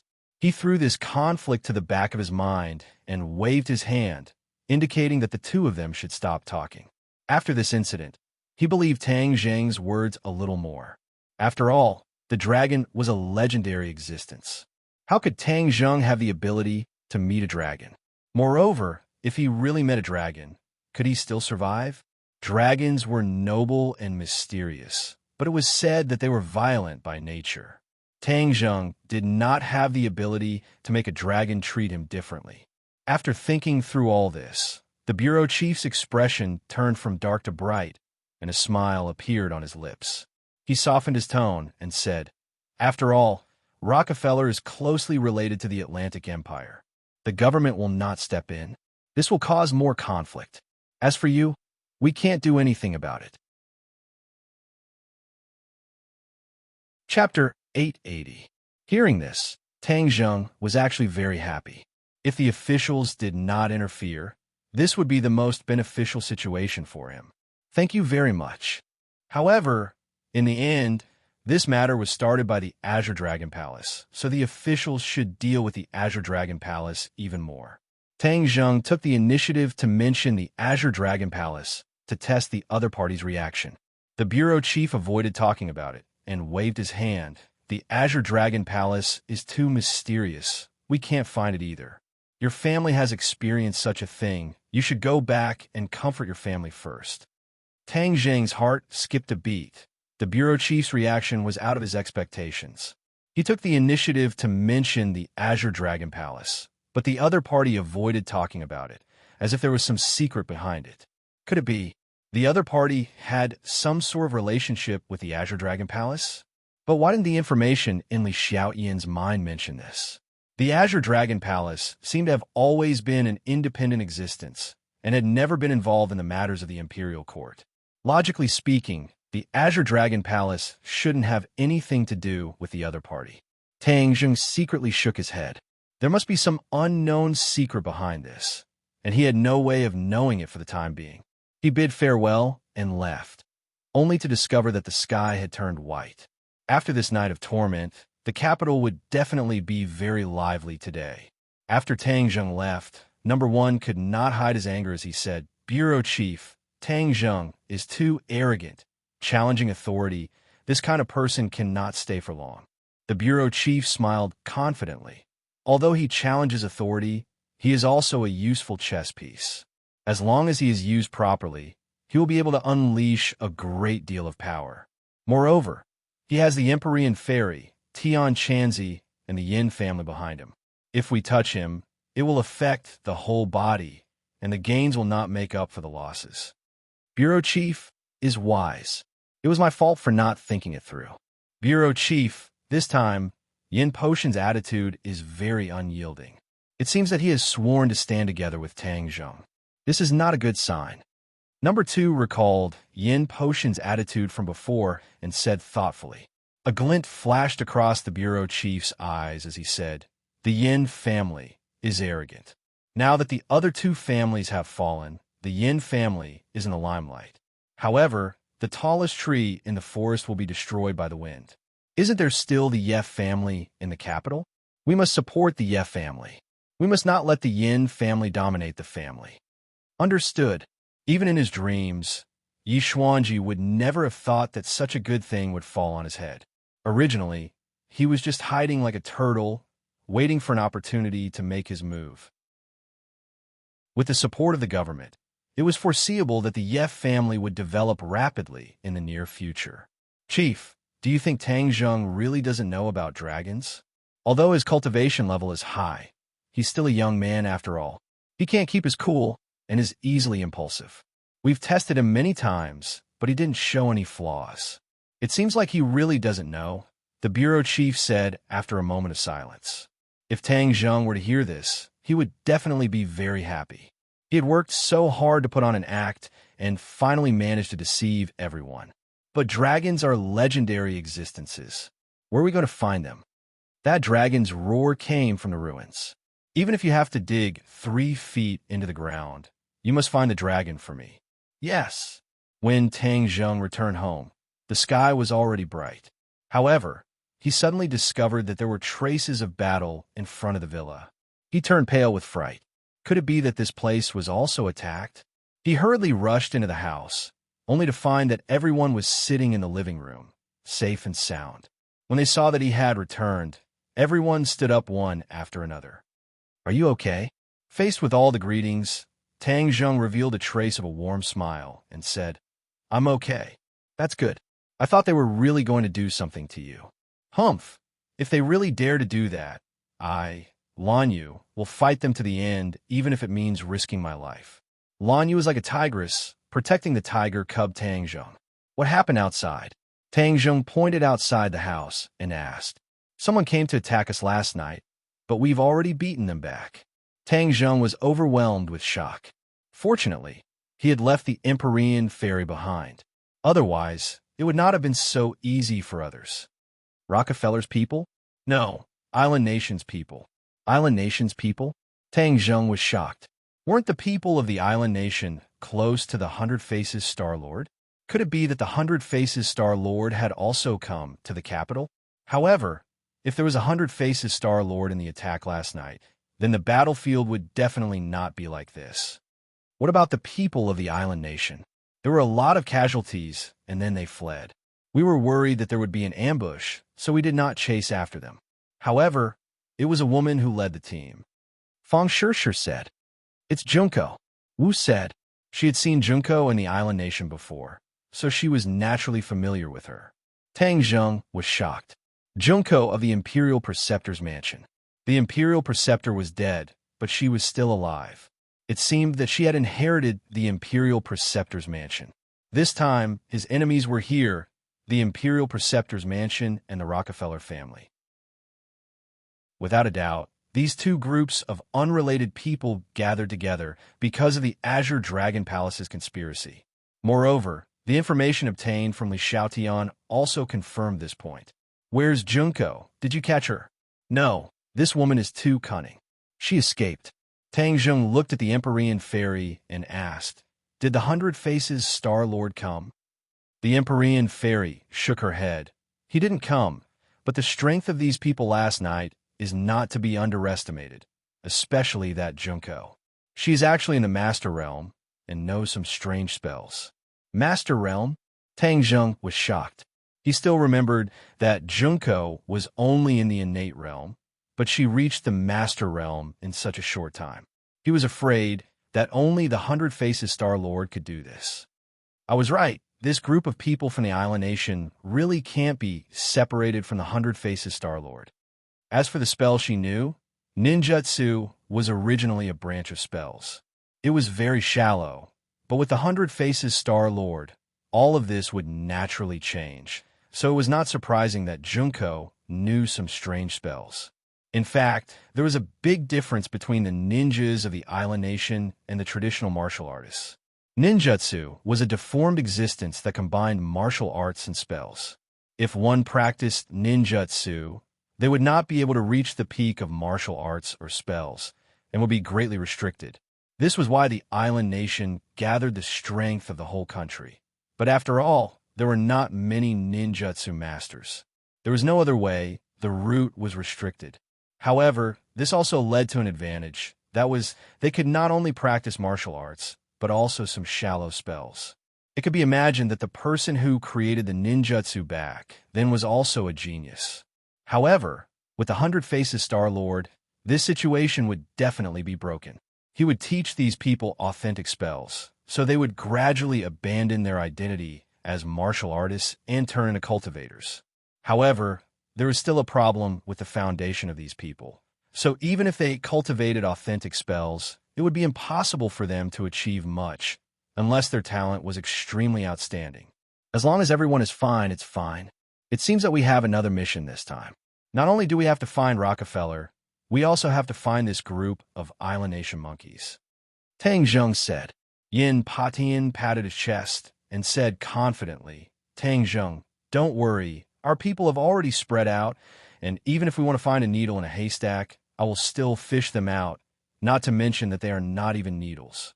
The most important thing is to prevent them from escaping. Since they have barged in, then we must close the door and beat the dog, catching a turtle in a jar. We definitely cannot let them escape, Tang Zheng said as he clenched his fists. Don't worry, even if I have to risk my life, I won't let them succeed. Although Yin Patian had experienced an entire night of turmoil, his face was flushed red, as if he had regained his youth. He was extremely excited. Obviously, this was the after effect of seeing the 5-clawed golden dragon. Tang Zheng saw Yin Xingyi in the crowd and was surprised that she was here. He nodded slightly at her. Yin Xingyi nodded in return and asked the question in everyone's heart. Tang Zheng, how did you come back from the dead? Seeing that everyone was looking at him curiously, Tang Zheng laughed and said, I didn't come back from the dead. I just entered a state of near death. Fortunately, Xiaobai helped me and gave me a pill, so I was pulled back from the gates of hell and caught them off guard. Only then did everyone pat their chests. So that was how it was. If a person really came back from the dead, that would be too inconceivable. Yin Xingyi's face reddened. She had predicted that Tang Zheng was dead and then came back to life. She was completely wrong. What he saw in his prophecy was only a picture, so he did not know all the information. Naturally, there would be discrepancies in his deductions. But even so, everyone was still afraid. After walking through the gates of hell, if they were the slightest bit careless and made a mistake, then it was really possible for them to step into the gates of hell and never return. When Mu Hongyan thought about it, she felt a lingering fear in her heart, but she was also incomparably moved. Although Tang Zheng did not really commit suicide, such an action still made her extremely grateful. Tang Zheng, thank you. In her excitement, she actually threw herself into Tang Zheng's embrace without hesitation and hugged him tightly. Ugh! Everyone fell into silence as they watched all of this with their mouths agape. Mu Hongyan was not a young girl like Fang Shishir, so such an action was somewhat unexpected and even out of line. But this time, no one raised any objections. Tang Zheng was suddenly startled and somewhat embarrassed. His mind could not help but recall the bits and pieces of the past with Mu Hongyan. Her mature body was completely different from Fang Shishir and the others. She was like a ripe peach that could drip water with a light pinch. Just a little contact and feeling the amazing elasticity under her clothes could make one's imagination run wild. Mu Hongyan felt the warmth of his embrace and her heart beat rapidly like a little girl in love for the first time. There was a feeling of butterflies in her stomach. Her face suddenly turned red, and she shyly thought, "Why am I like this? I'm not a little girl anymore." Only then did she realize how abrupt her action was. Everyone must be looking at her. However, how good would it be if she could always lean in this warm and broad embrace? To have such a person accompany and protect her, for any woman, it would be the greatest happiness in her life. Why would I think about this? I'm a few years older than him, and I'm also the mother of his child. How can I let my imagination run wild, shameless? She fiercely criticized herself in her heart and quickly let go of Tang Zheng. She pretended to be calm and said, "Tang Zheng, thank you for risking your life to save me." Chapter 881. Yin Patian and Yin Qingyi bid farewell and left to search for the whereabouts of Rockefeller and the people of the island nation. Tang Zheng returned to his room alone to rest. The others had been in a state of fear for the entire night. In addition, they had gone through a great battle. They were all exhausted and returned to their rooms to rest. Yi Dingdang did not go home, but chose a room to stay in. Therefore, even though the sky was already bright, the villa was still quiet. Mu Hongyan sat in front of the dressing table and looked at herself in the mirror. When she recalled the scene just now, her cheeks couldn't help but turn pink, like a shy young girl. No one has ever been willing to sacrifice their life for me. Even Nana's father was unable to do this back then. Could it be that Tang Zheng has some thoughts about me? When she thought of this, she was actually not angry. She was only a little flustered and at a loss. I'm no longer a little girl. I'm already old. How can I compare to a young girl? She looked at herself in the mirror. In fact, she was still as beautiful as ever. Her skin was as white as snow, and her mature charm was unstoppable. What am I thinking about? I really don't know shame. She rubbed her cheeks and suppressed the charming thoughts in her heart. She took a deep breath and barely managed to regain her composure. Tang Zheng didn't even eat breakfast before going to rest. It's not good for his health. Moreover, after a great battle, he consumed a lot of energy. I'll make some food for him. She went to the kitchen, cooked a bowl of fragrant noodles, and brought it to Tang Zheng's door. All the girls lived upstairs, and only Tang Zheng lived alone on the first floor. Therefore, no one else noticed what she had done. Standing in front of Tang Zheng's door, she couldn't help but feel a little flustered. She patted her chest a few times to indicate that she had calmed down and then gently knocked on the door. "Who is it?" Tang Zheng's voice immediately sounded. It was obvious that he had not fallen asleep yet. "It's me. Can I come in?" "Come in." She opened the door and walked in. She saw Tang Zheng bare-chested and wearing shorts. Tang Zheng's figure was very good, and his 8-pack abs were very eye-catching. Although Mu Hongyan was experienced, seeing this body made her heart beat faster. She quickly concealed her inner thoughts and looked straight ahead. She didn't dare to look at Tang Zheng any longer. "I've cooked a bowl of noodles for you. Eat it while it's still hot, and then rest. You must be exhausted after such a long day." Tang Zheng was slightly stunned. He didn't expect her to be so thoughtful. He smiled. "Sister Mu, you are too polite. My body is very good. I won't be hungry if I don't eat." Mu Hongyan said seriously, "Although you're young, you can't be so careless with your health. Humans are made of iron and steel. If you don't eat a meal, you'll be hungry. I'm not as capable as them, so I can only cook for you." Tang Zheng's smile suddenly froze. That last sentence was too misleading. She was going to let him eat the noodles. Why am I so dirty? Tang Zheng complained to himself. He quickly got rid of these messy thoughts. Seeing his reaction, the smart Mu Hongyan immediately realized the ambiguity in her words. Her heart was anxious and embarrassed. How could I say such shameless words? Looking at his appearance, he must have misunderstood. Then what will he think of me? In a moment of desperation, her hand slightly trembled and the bowl fell from her hand. Tang Zheng's eyes were sharp and his hands were fast. He immediately reacted and his figure flashed in front of her. His big hand reached out and caught the bowl. Mu Hongyan was in a daze. She only felt a strong, masculine aura hit her in the face. Tang Jing's bare upper body was just inches away, creating a strong visual impact for her. Her breathing suddenly became rapid. Her cheeks were as red as an apple, and her eyes were blurred. Mu Hongyan was nearly 30 years old. It was the age of tigers and wolves. She had not come into contact with a man for so many years. Tang Zheng was so outstanding. In this kind of environment, he instantly firmly attracted all of her attention. All kinds of thoughts that were originally suppressed came flooding in like a tide. She unexpectedly reached out her hand and pressed it on Tang Zheng's chest. Tang Zheng was suddenly startled. Like a sculpture, he did not move. He held the bowl in one hand and stopped in midair with the other hand, not knowing what to do. He looked at Mu Hongyan with a complicated gaze. Seeing her reaction, his heart swayed. A woman was most beautiful when she was in love. Without a doubt, Mu Hongyan was in love now. That flirtatious appearance was like a fire seed that fell into Tang Zheng's body. His current cultivation was profound. Without a doubt, his pure yang energy had been accumulating. Moreover, because of Lan Yu's arrival, he did not dare to casually sneak into anyone's room at home. Therefore, during this period of time, his pure yang energy was only accumulating. Without the harmony of yin and yang, it had long become restless. Without a doubt, Mu Hongyan's fire seed ignited the pure yang energy in his body, causing him to become restless. Mu Hongyan's hand came into close contact with Tang Zheng's skin. She could not help but feel an electric shock. This was a feeling she had not felt for many years. Her eyes were blurred, her eyes were wandering, and her breath was like orchids. She could not help but think of the scene of Tang Zheng saving her without hesitation. Her heart softened again. If a woman had such a man to protect her, what else could she ask for? Career, power, money?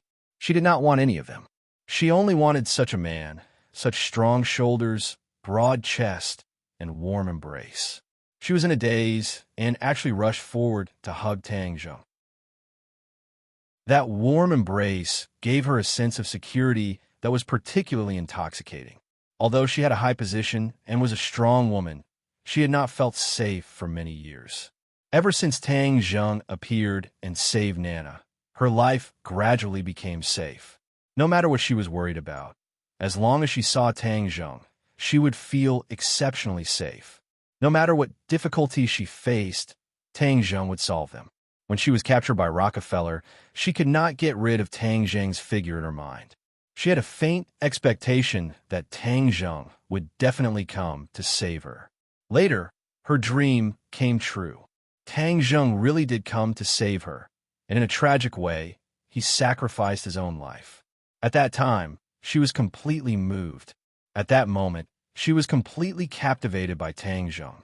At this moment, hugging Tang Zheng and feeling the warmth from his chest and his strong heartbeat, she finally understood her thoughts. Her heart no longer belonged to herself because it was filled with Tang Zheng. Being hugged by such a hot woman, Tang Zheng could not bear it. With a wave of his hand, the bowl flew steadily to the table next to him, and he carefully hugged her with both hands. Feeling the response of Tang Zheng's hands, Mu Hongyan's dry heart seemed to be injected with rain, and her body and soul were full. Her body gradually heated up, and she hugged Tang Zheng tighter with both hands. Reluctant to let go, she said as if in a dream, "Tang Zheng, in order to save me, you did not hesitate to sacrifice yourself." For a moment, thousands of words came to her mind, but she did not know where to start. There was a voice in Tang Zheng's heart that shouted loudly, "I want her." His hand could not help but support her waist. Her waist was very thin, soft, and amazingly elastic. Mu Hongyan's hand rubbed Tang Zheng's back, which aroused the fire in Tang Zheng's head. He lowered his head and kissed her red lips. Like dry wood meeting a raging fire, the two of them were burning. Mu Hongyan had her own unique advantages. Like a ripe peach, she could especially tease men's heartstrings. Tang Zheng was no exception. In the face of such temptation, he could not resist at all. Mu Hongyan's kiss was very intense. It was completely different from Feng Shi and the others. It was as if she could mobilize every cell in Tang Zheng's body and stimulate every nerve in his body. After a long drought, her heart and body eagerly hoped to be nourished by Tang Zheng. Tang Zheng's pure yang energy completely broke out. The strong masculine aura intoxicated her, and their hands were not willing to give up on the status quo. Tang Zheng's hand had already drilled into her clothes. In the summer, she wore cool clothes. Mu Hongyan felt her whole body stiffen. Two big hands had already invaded her body. Usually, when she walked on the street, she was very disgusted by the aggressive and hot eyes of other men. But for Tang Zheng, she only liked him. She also had a faint expectation that he would be more intense. Tang Zheng was preparing to attack the city and take over the land.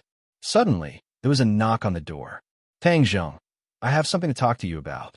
It was the Empyrean fairy's voice. As if a bucket of cold water had been poured over their heads, the two of them calmed down in an instant. They looked at each other and were very flustered. Mu Hongyan released him as if she had been electrocuted. Tang Zheng's hand also reluctantly withdrew. Looking at the red face of Mu Hongyan, the fire in his heart kept burning. He gritted his teeth hatefully. Why was the Empyrean fairy so annoying? It was wrong to disturb someone else's good time. Mu Hongyan's heart still had a lingering fear. There were other people in the house, and one of them was Tang Zheng's official girlfriend. If she was caught doing this, how could she face them? How could she face others?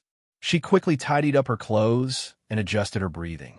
However, the deep affection in her eyes could not be concealed. Bang! The Empyrean fairy seemed to be impatient and directly opened the door and walked in. Now, why are you here? The Empyrean fairy looked at Mu Hongyan suspiciously. Mu Hongyan felt guilty and did not dare to look at the Empyrean fairy. She was afraid that she would find out something was wrong. She lowered her head and said, I cooked a bowl of noodles for him. Tang Zheng, after you eat, just bring the bowl to the kitchen. After saying that, she hurriedly walked out without looking back. The fairy of the 9 heavens looked at her back with suspicion, as if she was deep in thought.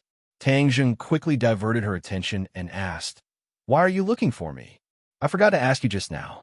What is the deal with Yan Qingyi's prophecy technique? Last night, she had a long talk with Yan Qingyi. Yan Qingyi had told her about the prophecy technique.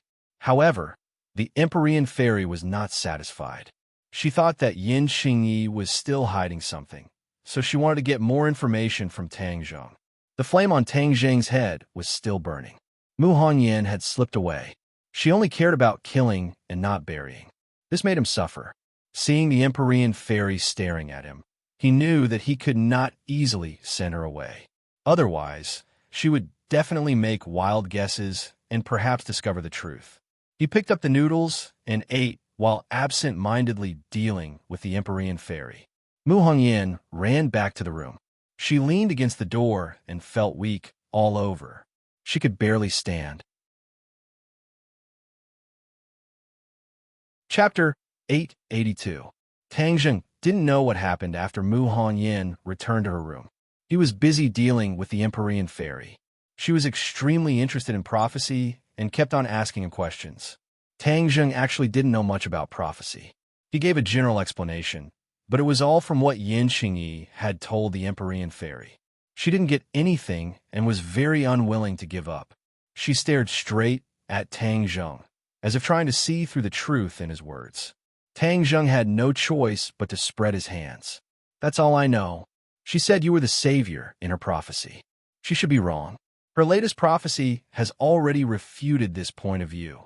I'm not some savior. In any case, you played a big role in it. And from her description, it seems that the prophecy happened at Mount Buzhou. Tang Zheng nodded. There was no need to hide this. He said openly, Didn't you also go to Mount Buzhou to take a look? Did you find anything new with her prophecy? I'll investigate it myself, the Empyrean fairy said. Apparently, she didn't find anything new for the time being.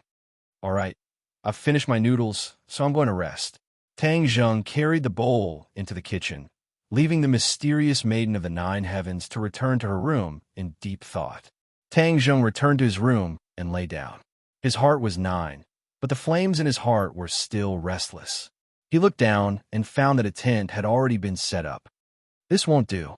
I'll be finished if this kind of pure yang energy erupts. Moreover, it's at such a critical time. If the pure yang energy erupts during a battle, then I won't be able to keep my life. He got out of bed and tiptoed to the second floor. Just as he was about to sneak into Mu Hongyin's room, Yi Dingdang suddenly opened the door and walked out. Oh no! Tang Zheng cried out inwardly, but there was no way he could retreat. He could only brace himself and ask, "Why aren't you resting? I'm not used to a new bed. What are you doing?" Of course, Tang Zheng did not dare to say that he was looking for Mu Hongyan. He had an idea and took advantage of the situation to pull Yi Dingdang into the room. He closed the door and said, "I missed you, so I came to look for you." Sweet talk. That being said, Yi Dingdang was obviously very happy. You were still very introverted in high school. Why are you getting more and more thick-skinned now? Tang Zheng chuckled. Did he say so? Why didn't I notice? As he spoke, he reached out and hugged Yi Dingdang. Hey, what are you doing? Yi Dingdang felt as if she had been electrocuted. She quickly dodged, but she couldn't escape from Tang Zheng's evil claws. She was tightly held in his arms. Why is your body so hot? Yi Dingdang suddenly asked. I missed you. Tang Zheng could no longer hold back the restless, pure yang energy. His large hands began to misbehave. Don't. Yi Dingdang's body stiffened. There are so many people in the house. They will hear us. This was Yi Dingdang's first time living in Tang Zheng's house. She never thought that she would encounter such a situation. Of course, she couldn't help but panic. Tang Zheng gently comforted her. Don't worry. The sound insulation is very good. They won't be able to hear us. Do you usually do this kind of bad thing at home? Aren't you afraid that others will find out? Yi Dingdang suddenly asked. Tang Zheng couldn't help but sigh. This woman's brain circuit was really different. She could even think of this kind of question at this time. How could that be? Tang Zheng said without blinking. He decided not to give her a chance to speak. He leaned over and kissed her. Yi Dingdang tenderly cried out and could no longer say a word. In fact, after experiencing yesterday's incident, she was also a little scared. She just didn't show it. Now that she was alone with Tang Zheng and fell into his passionate kiss, her emotions erupted like a flash flood. After a brief resistance, she devoted herself wholeheartedly and passionately responded to his demands. The two quickly fell on the bed and rolled into a ball, entangled together. This time, Yi Dingdang clearly felt a hot chi enter her body and wander through her meridians. Tang Zheng also felt a cool, pure yin energy enter his body and gradually neutralize the restless, pure yang energy. Finally, it turned into qi and gathered in his dantian. Yi Dingdang had been deliberately suppressing her voice, but in the end, Tang Zheng's strength was too great. She had no choice but to let go of her body and mind to cooperate with him. Fortunately, the room's sound insulation was good. Otherwise, everyone would have heard this beautiful and moving sound. In the afternoon, when Tang Zheng woke up, there was no beauty beside him. This was because he had been driven out by Yi Dingdang and had to return to his room. The two were affectionate for a long time. Tang Zheng's pure yang energy was finally appeased. The qi in his body increased a little. AI, when will these sneaky days come to an end? He sighed. However, even though he said so, he didn't dare to really publicize such a chaotic relationship. If he did, he was afraid that he wouldn't even have the opportunity to sneak around. He opened the door and walked out, only to find that everyone was gathered together. However, there were two more people in the living room. One was sitting, and the other was standing like a puppet. Hey, Tian Shanzi, why are you here? Tang Zheng asked curiously. His gaze involuntarily fell on the standing person. Huang Ziang. This was once a hedonistic young master. However, in the end, he was taken in as a puppet by Tian Shanzi. He also followed Tang Zheng for a period of time, but was later taken back by Tian Shanzi. He had always been puzzled as to what Tian Shanzi did with him. He didn't expect that he would be brought back today. Moreover, Tang Zheng clearly felt that the yin energy on his body was dense. It was almost the same as the people in the ghost realm. This was the dog days of June, but just by standing there, he was better than the air conditioning. Almost the entire hall's temperature dropped by several degrees, making people feel cold. Seeing Tang Zheng look at Huang Ziang, Tian Shanzi laughed. He waved at Tang Zheng and pointed at Huang Xiang. He said proudly, "Tang Zheng, look at my results." Tang Zheng suspiciously stared at Huang Xiang and said, "His strength has increased a lot." "Haha, it's more than a lot. He's almost at the peak.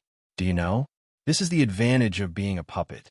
His cultivation speed is amazingly fast. I think he's not much worse than you. Do you know what his current strength is equivalent to?" The other party's energy was too heavy. He didn't have the conventional cultivation level. He could only rely on his combat ability to judge. Therefore, Tang Zheng couldn't tell. He shook his head and said he didn't know. Tian Chanzi seemed to have known his answer. He said proudly, "Golden Core 9th grade. It's higher than your Golden Core 7th grade. Hee, are you jealous?" "What, Golden Core 9th grade?" Tang Zheng was shocked. This was really beyond his expectations. One must know that Tang Zheng's cultivation speed was already heaven-defying, but Huang Zhang was even more heaven-defying than him. "I found him an excellent place, surrounded by 100 ghosts, and not a single blade of grass grew. If an ordinary person were to go there, they would probably be scared to death. He has been silently cultivating there, and in the end, all the ghosts were absorbed by him, which is why he has reached such a level of cultivation. Furthermore, he is invulnerable and has an indestructible body, which is similar to your primal chaos Vajra spell." Tian Chanzi was like a child showing off his toy, looking like he deserved a beating. The others were also shocked, especially Yi Dingdang. He had seen Huang Xiang before, but he never thought that his cultivation would be so powerful. After Tang Zheng recovered from his shock, he was not envious and said, "After all, he doesn't have his own consciousness and is a puppet just like a dead object.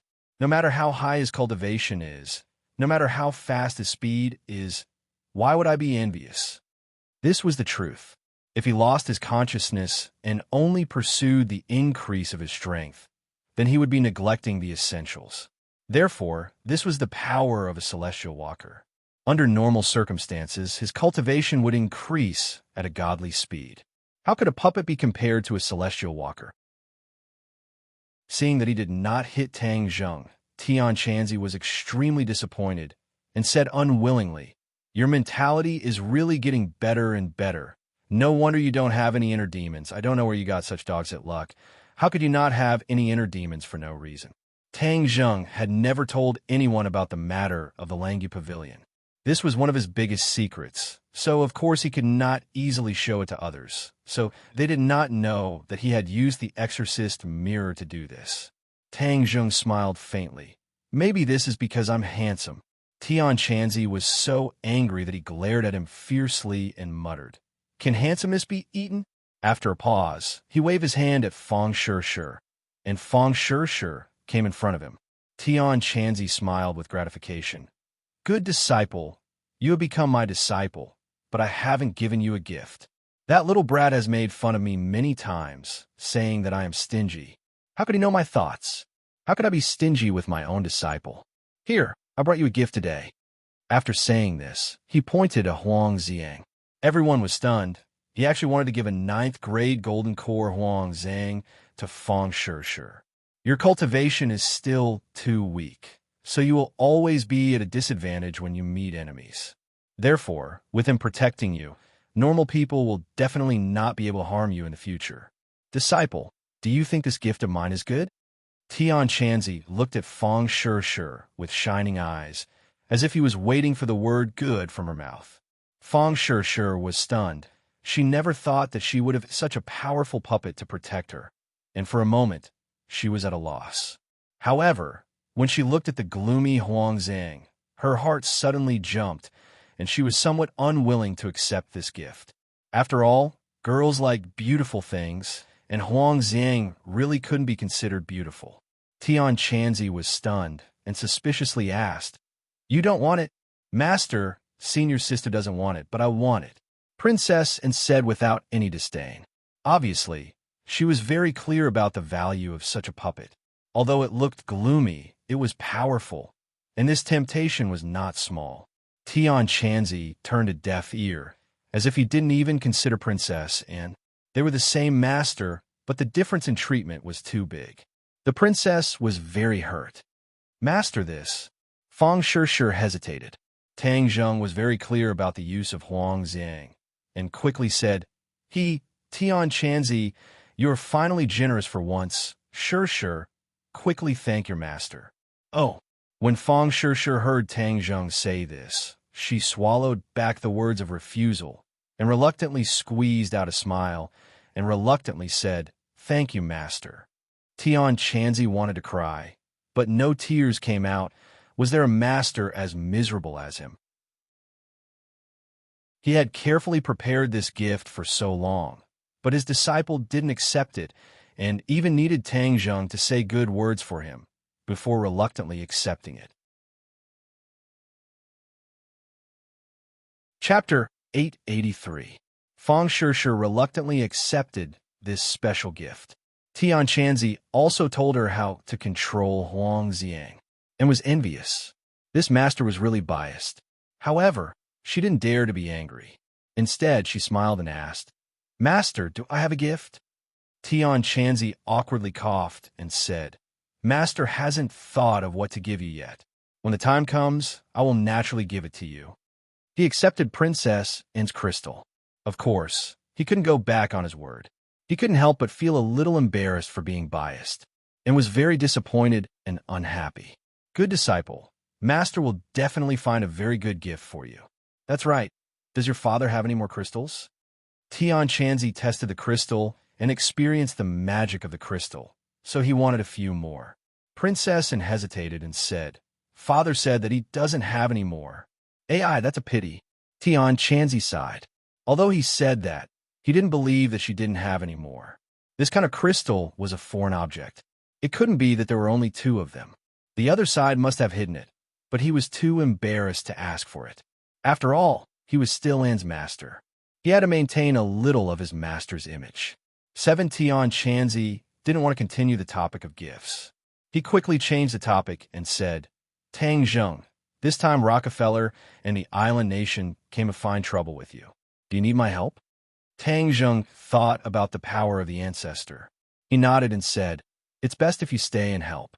I guess there should be news in a day or 2. This group of people are like turtles shrinking their heads. But the capital is already like an iron can. They can't escape. Tian Chanzi didn't put Rockefeller in his eyes. He disdainfully curled his lips. A group of filthy things that can't enter the Hall of Elegance. Don't put them in your heart. However, I heard that you captured that girl, Li Xiaotian. You should have used the soul-searching technique to find out about the Azure Dragon Palace Hall, right?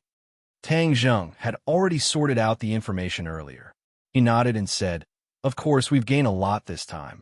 I was just about to tell everyone about it. The Azure Dragon Hall is extremely mysterious, and we already know its exact location. Therefore, when the matters in the capital are settled, we will immediately go to the Azure Dragon Hall. This organization has been hiding mysteriously for so many years, and it is finally time to uncover its mysterious veil and expose it to the light of day. Hearing this, Tian Chanzi said excitedly, I've always wanted to meet the Azure Dragon Palace, but these guys are like rats, hiding in the dark corners and never showing themselves. I'm also helpless. After a slight pause, he asked again, Other than the address of the Azure Dragon Hall, what else is there? Li Xiaotian knows a lot of things about the Azure Dragon Hall, but she still doesn't know the true core. For example, the High Lord's true appearance, because he has always been wearing a mask. However, there's one thing that we didn't expect. The Azure Dragon Hall is divided into 3 groups. One group is the martial organization Li Palace and Sword Pavilion. The other group is the Flying Guillotine. This is an extremely powerful group of assassins, and we have already seen them in the 100,000 Mountains. At that time, we killed the Flying Guillotine's group and almost wiped out the majority of them. I thought that the Flying Guillotine was almost completely destroyed by us, but now I understand that my thinking was too simple. How is it too simple? Not only Tian Chanzi, but even the Empyrean fairy pricked up her ears. The Flying Guillotine's numbers are far more than that. That is only a part of it. In other words, we haven't destroyed the Flying Guillotine's core. Tang Zheng said in a heavy tone, Those are all martial scholars. Could it be that the Azure Dragon Hall has nurtured so many martial scholars? Tian Chanzi was extremely shocked. He now understood the original composition of this world. There shouldn't be so many martial scholars. That is the truth. Li Xiaoyan's information confirmed this point. As for how many members there are in the Flying Guillotine, even Li Xiaoyan doesn't know. Tian Chanzi's thick eyebrows twitched and said, "This Azure Dragon Hall is really powerful. Just what kind of person was New Era? Who created the Azure Dragon Hall?" Tang Zheng also couldn't imagine it. However, since the other party was able to expel all the cultivators in this world, it was enough to show how powerful he was. Then what about the third group? Empyrean Fairy asked. The third group is the Azure Dragon Hall's consecrators. Actually, we have already seen them. The fair-faced flying dragon is one of them. Right now, the Azure Dragon Hall has a total of 3 great consecrators. Other than the fair-faced flying dragon, there is also the Elder Angler. The last one is very mysterious. It is said that she is a woman. Even Li Xiaoyan has never seen her before. These consecrators are very powerful. Among them, the fair-faced flying dragon's cultivation is the weakest. However, you have already seen it. He is already a martial king. Tang Zheng spoke tirelessly. His heart was also stirred up. The layers of mysteries of the Azure Dragon Hall were unveiled. What was revealed was a truth that shocked even Tang Zheng. Tian Chanzi's eyes flickered with an ominous glint and said, "Since the Azure Dragon Hall is so mysterious and powerful, then we cannot just sit and wait for death. This time, we must take the initiative to attack and give the other party a fatal blow." Tang Zheng nodded his head in agreement. This was also his point of view. If the other party received the news and escaped, then they would not be able to find him in this boundless land. Therefore, you did the right thing. You must not let that girl surnamedly go back and spread the news. In order to avoid future troubles, we must get rid of her now. Tian Chanzi said decisively. With a thought from Tang Zheng, Li Xiaoyan flew out from Summer World and lay on the sofa motionless. Tang Zheng looked around and discovered that everyone was curiously looking at Li Xiaoyan. Even Nana was no exception. Nana was ignorant and asked curiously, "Is Sisterly asleep?" She had seen Li Xiaoyan before and had a deep impression of him. Tang Zheng's heart moved. The child was here, so he naturally could not kill her at home and dirty the house. Thus, he smiled at Nana and said, "Nana, go back to your room and play." "Oh." Nana stared suspiciously and returned to her room under the guidance of Mu Hongyan. Tang Zheng looked at everyone and said, "I will take her out first." Marshall hated Li Xiaoyan to the bone and said, "You must kill her. You cannot let her harm others." Regarding Li Xiaoyan's various actions, Marshall had long been unable to suppress her anger and killing intent. This vicious woman had almost caused her to lose 2 of her most important people. How could she forgive her? Tang Zheng nodded and carried Li Xiaoyan out of the villa and walked straight into a nearby forest. Looking at her beautiful face, Tang Zheng sighed. In your next life, be a good person. Don't be so scheming and have a heart as poisonous as snakes and scorpions. Tang Zheng was about to put her down when he discovered that she was slowly opening her eyes and waking up. Tang Zheng's heart trembled, and he subconsciously let go of her hand. Bang! Li Xiaoyan came into close contact with the ground. She cried out, "It hurts, it hurts." Tears actually flowed out of her eyes as she cried like a pear blossom in the rain. Tang Zheng was shocked as he looked at her in disbelief. Didn't she become a fool because of the soul-searching technique? How could she still cry out in pain so clearly and even cry? Especially that gaze just now. It was incomparably clear, like a baby's eyes, without any impurities or emotions.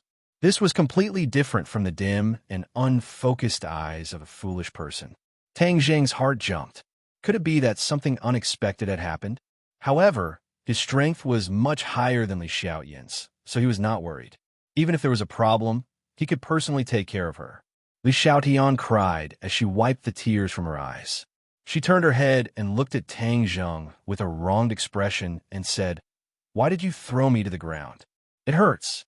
Her eyes were red and she had a pitiful look on her face. Tang Zheng did not dare lower his guard. He coldly snorted and said, "Stop pretending.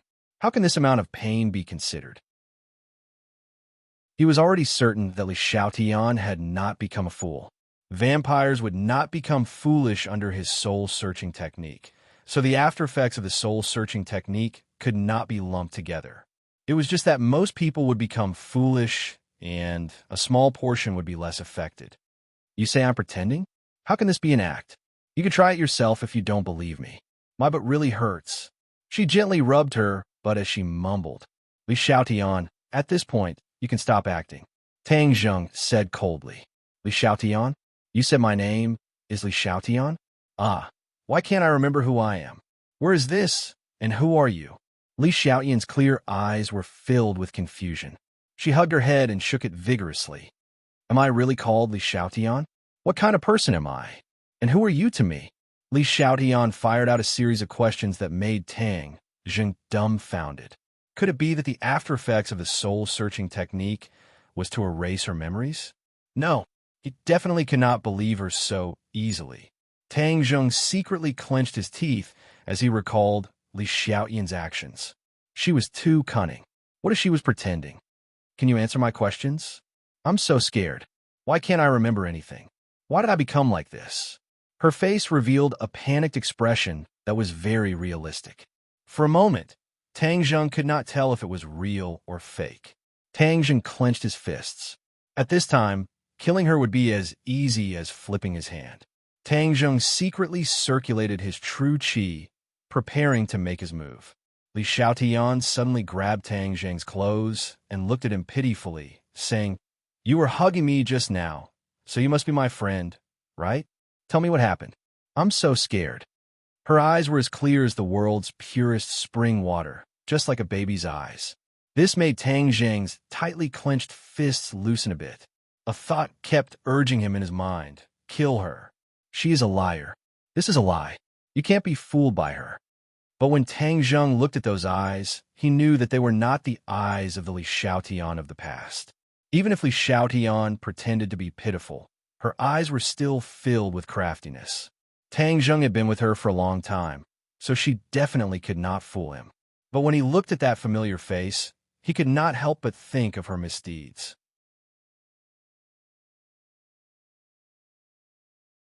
Chapter 884.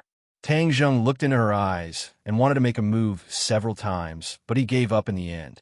If she really lost her memories, then he wouldn't be killing the real Li Xiaotian, but a completely new person with no memories. If she was still the original Li Xiaotian, then he wouldn't hesitate and wouldn't show any mercy.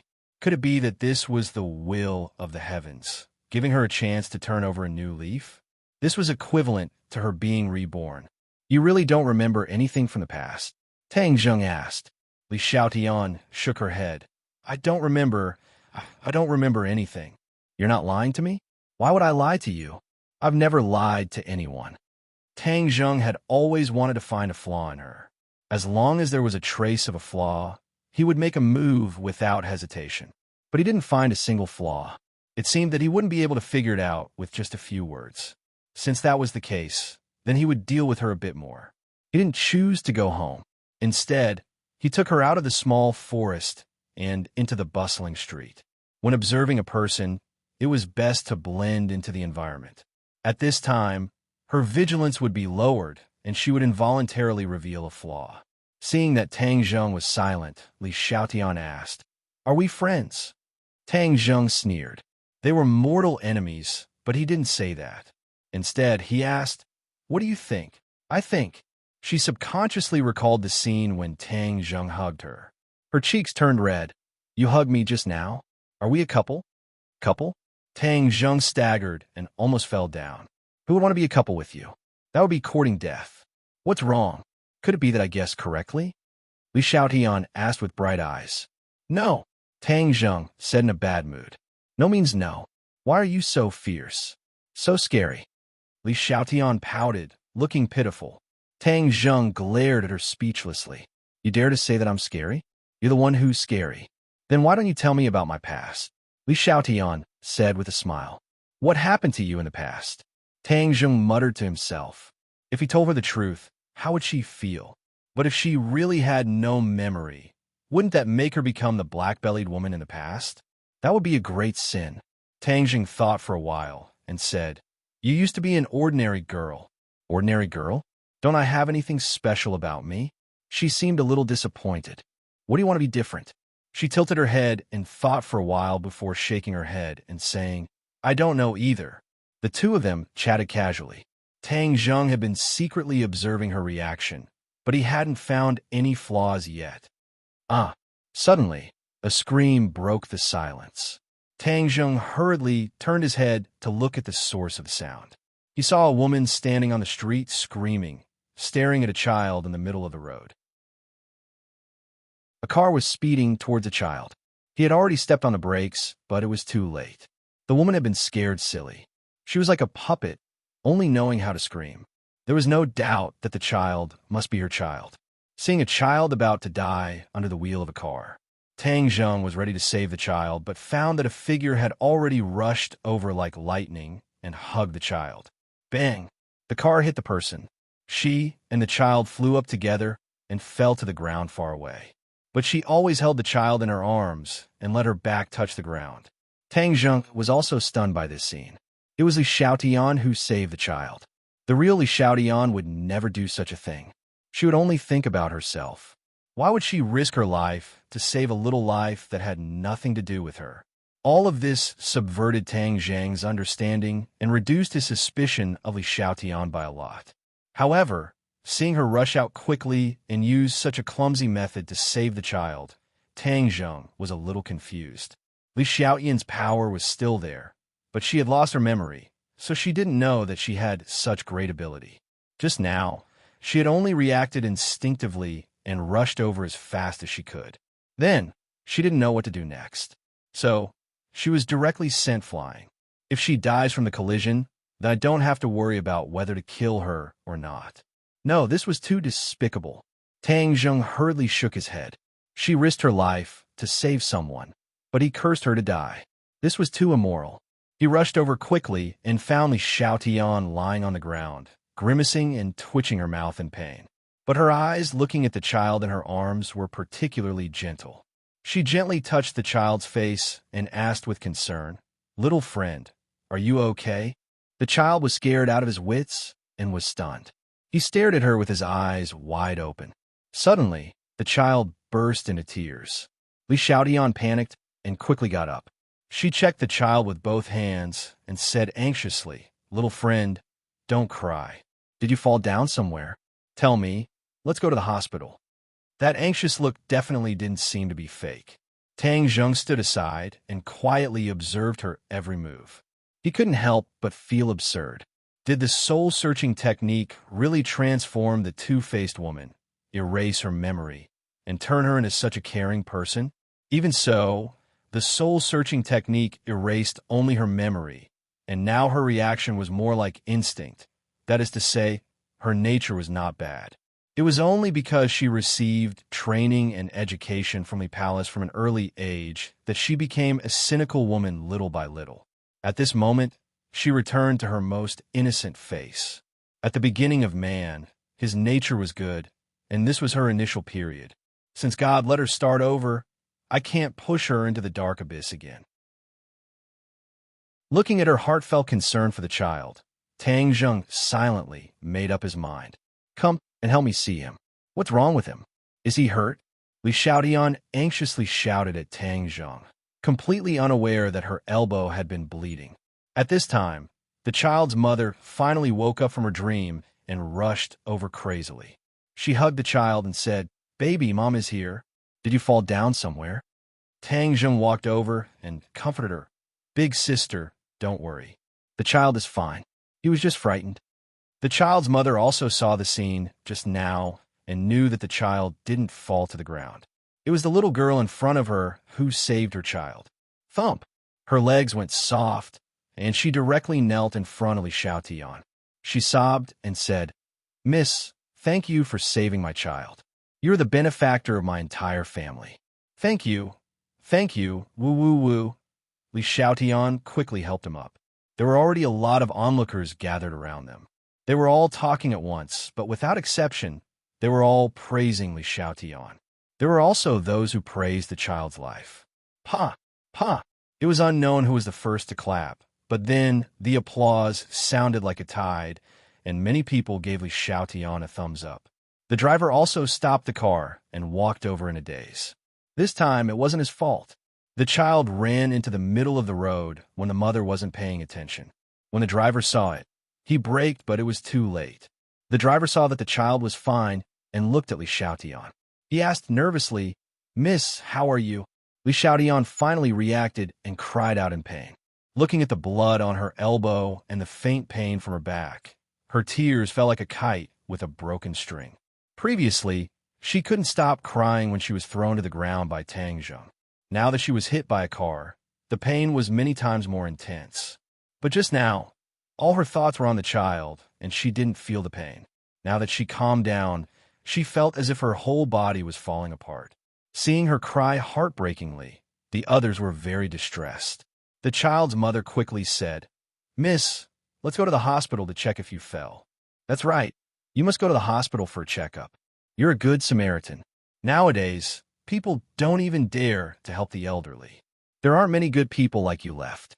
We can't let the lady do a good deed and still be disappointed.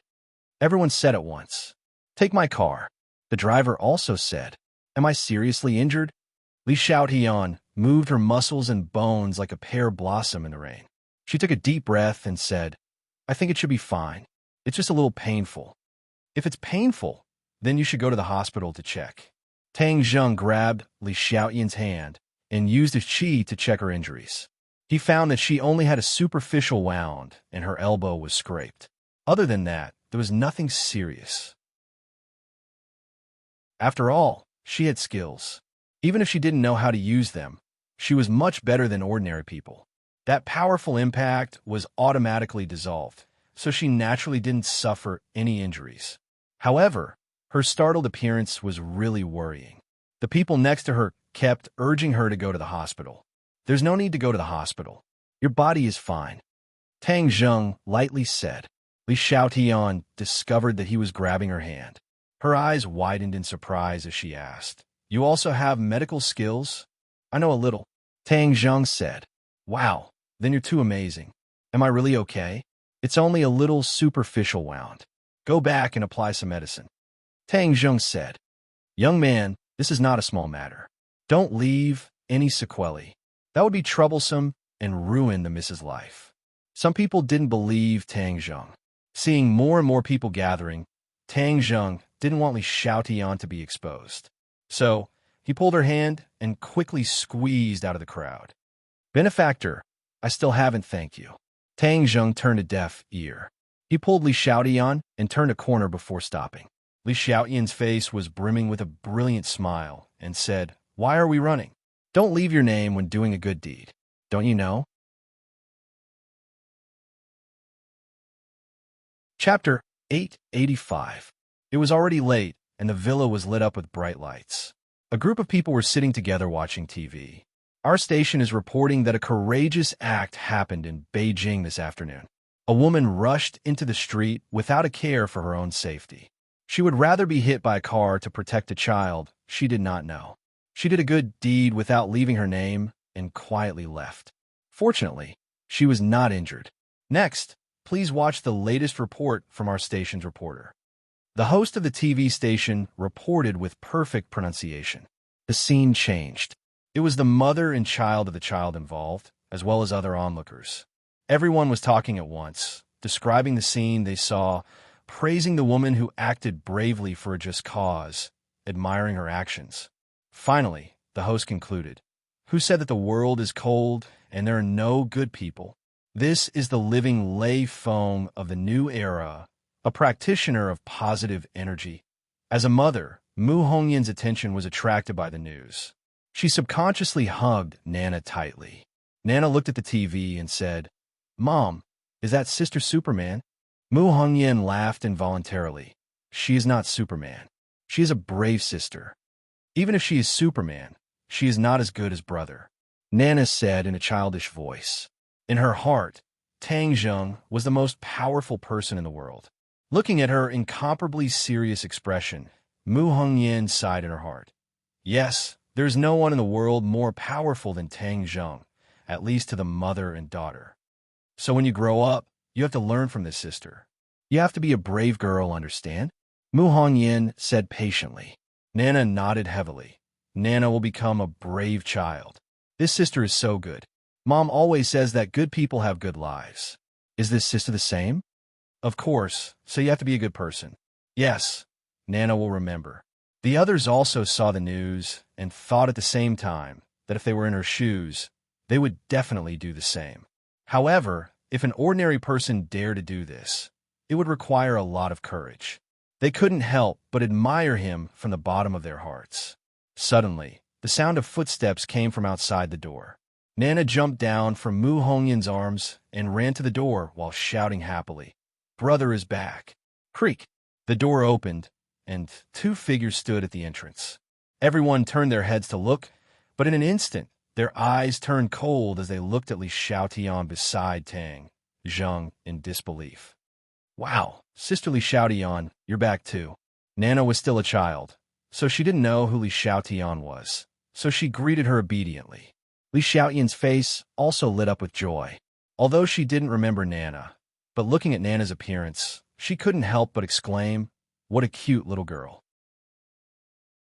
She made a gesture to hug Nana, scaring Mu Hongyan so much that she turned pale with fright and screamed, "Don't." Li Xiaotian was slightly startled and subconsciously stopped, looking blankly at Mu Hongyan.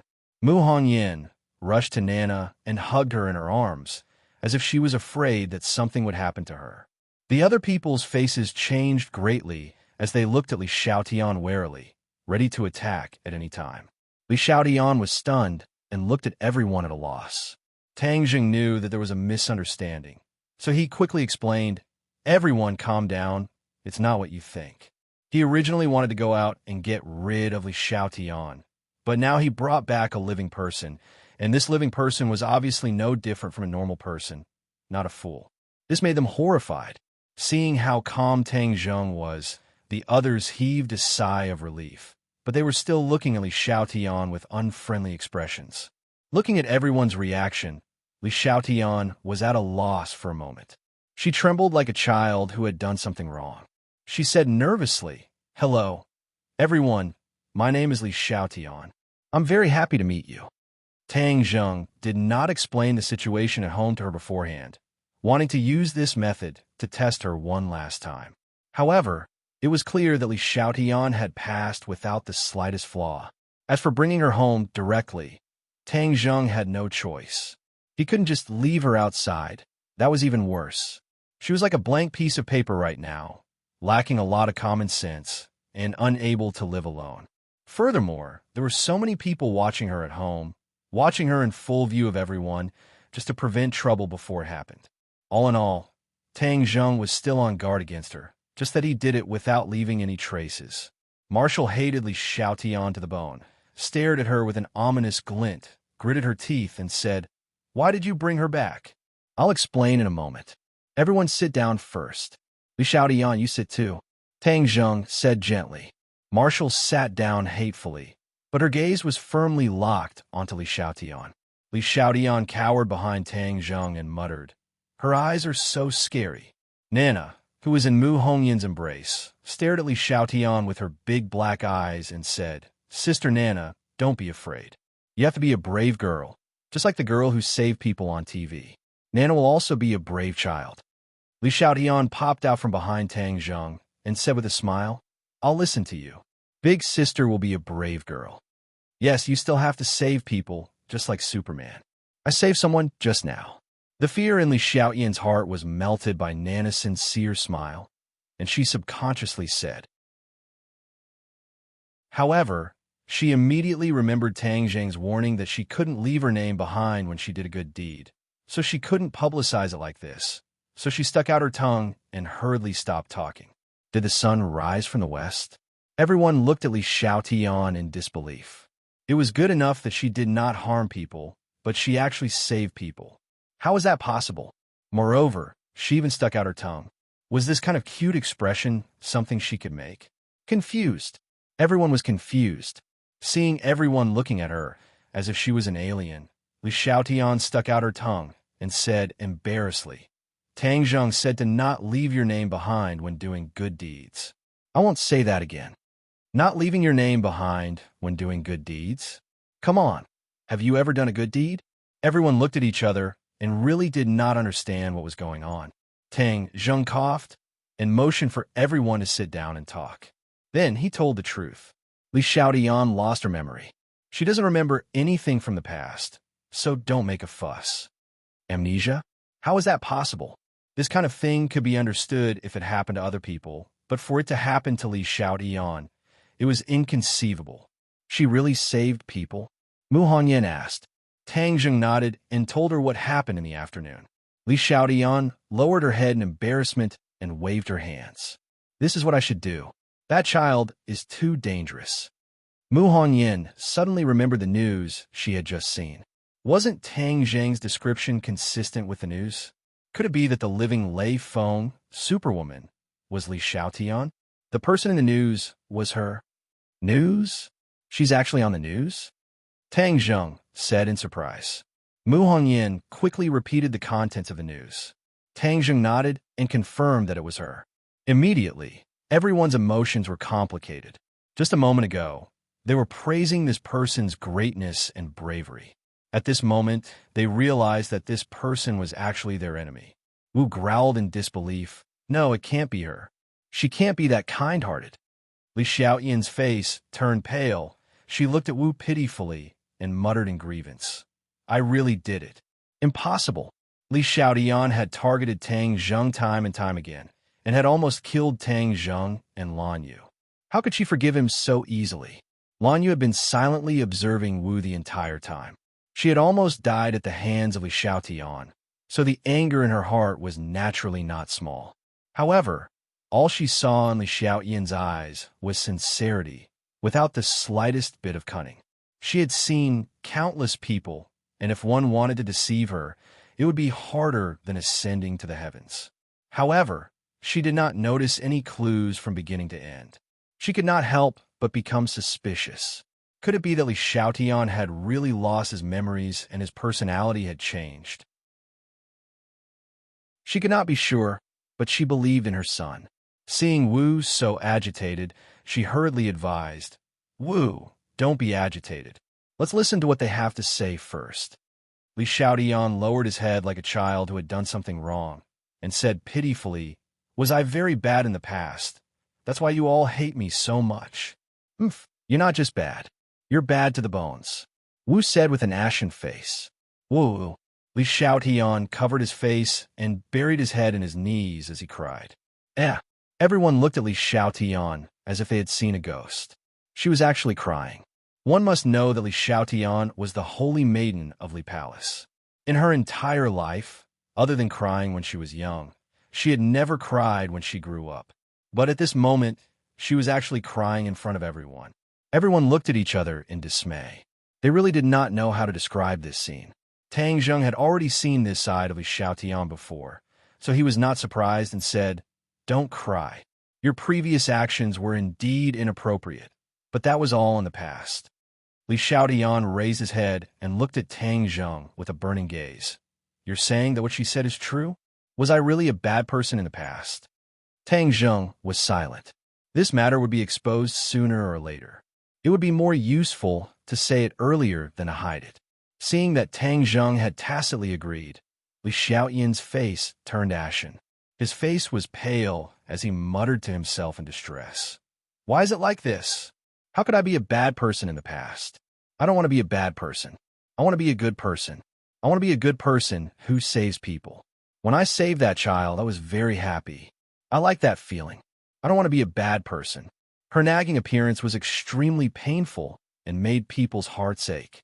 But when they thought of her previous actions, they could not sympathize with her.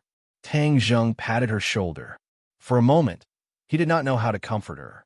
Who would have thought that Li Xiaotian would take the opportunity to lean on his shoulder and tightly grasp his hand and say, I want to be a good person, not a bad person.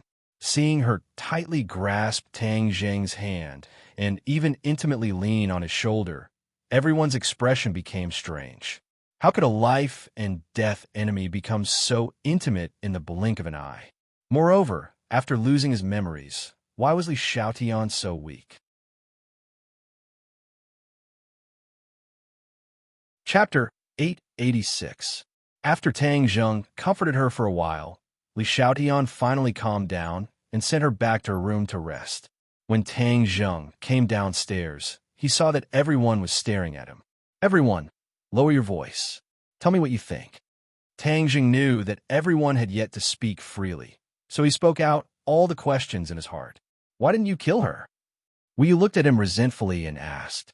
I wanted to kill her. If she was still the Li Xiaotian of the past, then I would not hesitate to kill her. But when she woke up, she found that she had lost all her memories and was no longer the Li Xiaotian of the past. I killed a stranger. How could it be a stranger? She's still Li Xiaotian. Marshall was overbearing. You all know about her actions of saving people. Do you think that if it was the real Li Xiaotian, she would do that? So I feel that she is no longer the original Li Xiaotian. It's easy to change mountains and rivers, but it's hard to change one's nature. Tang Zheng did not deny it, and only said, if she really becomes the Li Xiaotian of the past, then I will personally end her. Marshal Qi was obviously dissatisfied with Tang Zheng's actions. Fang Shishir did not have much contact with Li Xiaotian, so she was kind-hearted and did not blame Tang Zheng. Instead, she asked curiously, then do you think that she will become like before? Tang Zheng was momentarily at a loss for words, because she was also unable to give a definite answer. Look, even you can't be sure. What if she becomes like before? So it's better to kill her as soon as possible. Marshall insisted, if you can't do it, I'll do it. No way. Tang Zheng would not let Wu's hands be stained with innocent blood. He sighed and said earnestly, Wu, I understand your thoughts. Her past actions were indeed very bad, and I also hate her. But how can a person not be wrong? As the old saying goes, knowing one's wrongs and being able to change is the greatest. Furthermore, a prodigal son turning back is not worth changing. If she really becomes a good person, why should we kill a good person? You're eloquent. I can't win against you. Marshall said angrily. What do you think? Tang Zheng turned his gaze to Lan Yu. She was the person involved and had the most right to speak. Lan Yu looked at his son with a burning gaze, and only after a long time did he say, Tang Zheng, you are a kind-hearted person. I am very gratified. Since you think you can give her a second chance, then I agree. Although Lan Yu was a bit hesitant, seeing how resolute her son was, she agreed. Mu Hongyan nodded and said, actually, she saved that innocent child today, which at least proves that she is a good person at this moment.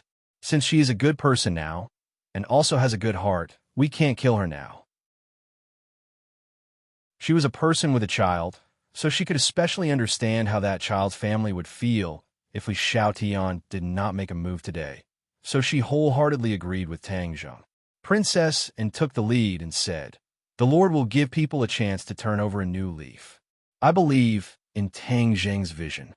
Empyrean Fairy shrugged and said, an insignificant person, whether or not he dies, will not change the overall situation.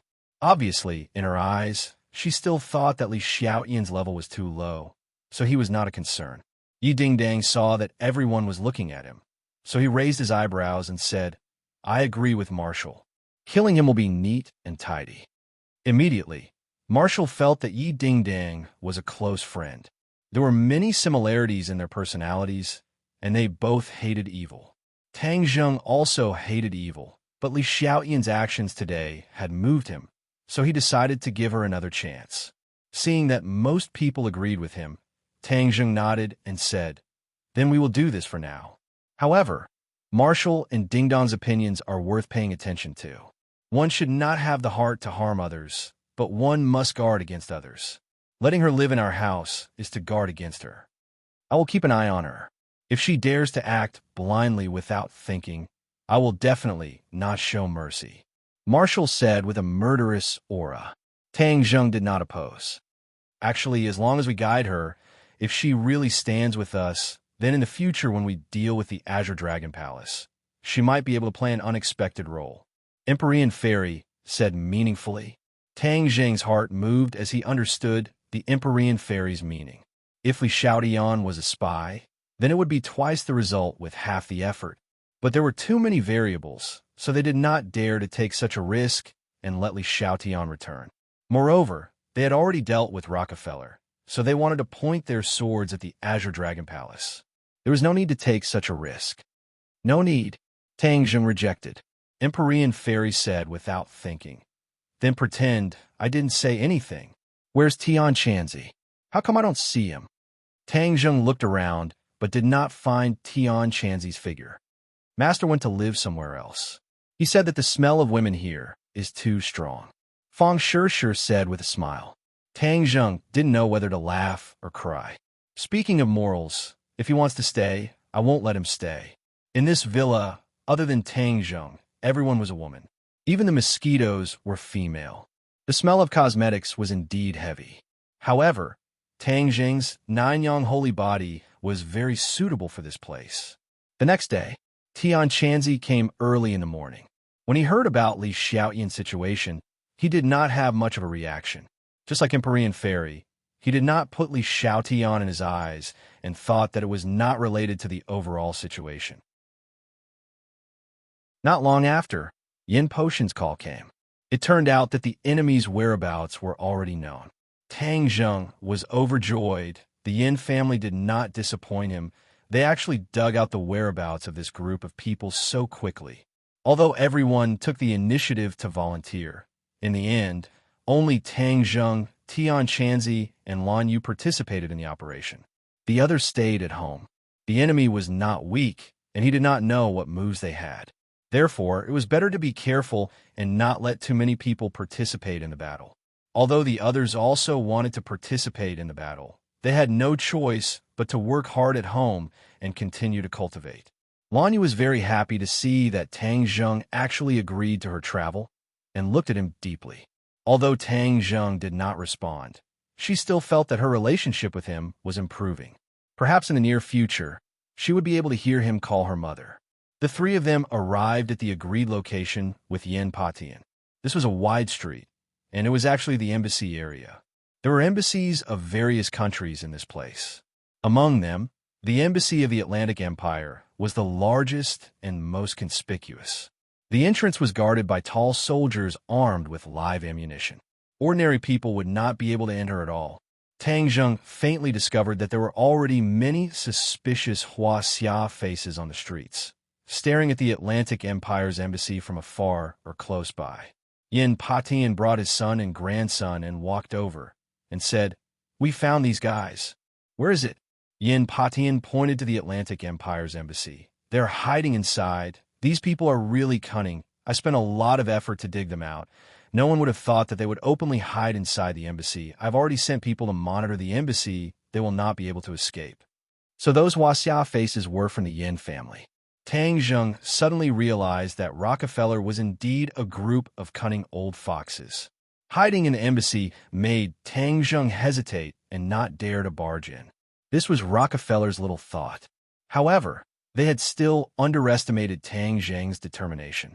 He had already prepared a case with the chief, so the other party definitely knew that these people were hiding in the embassy.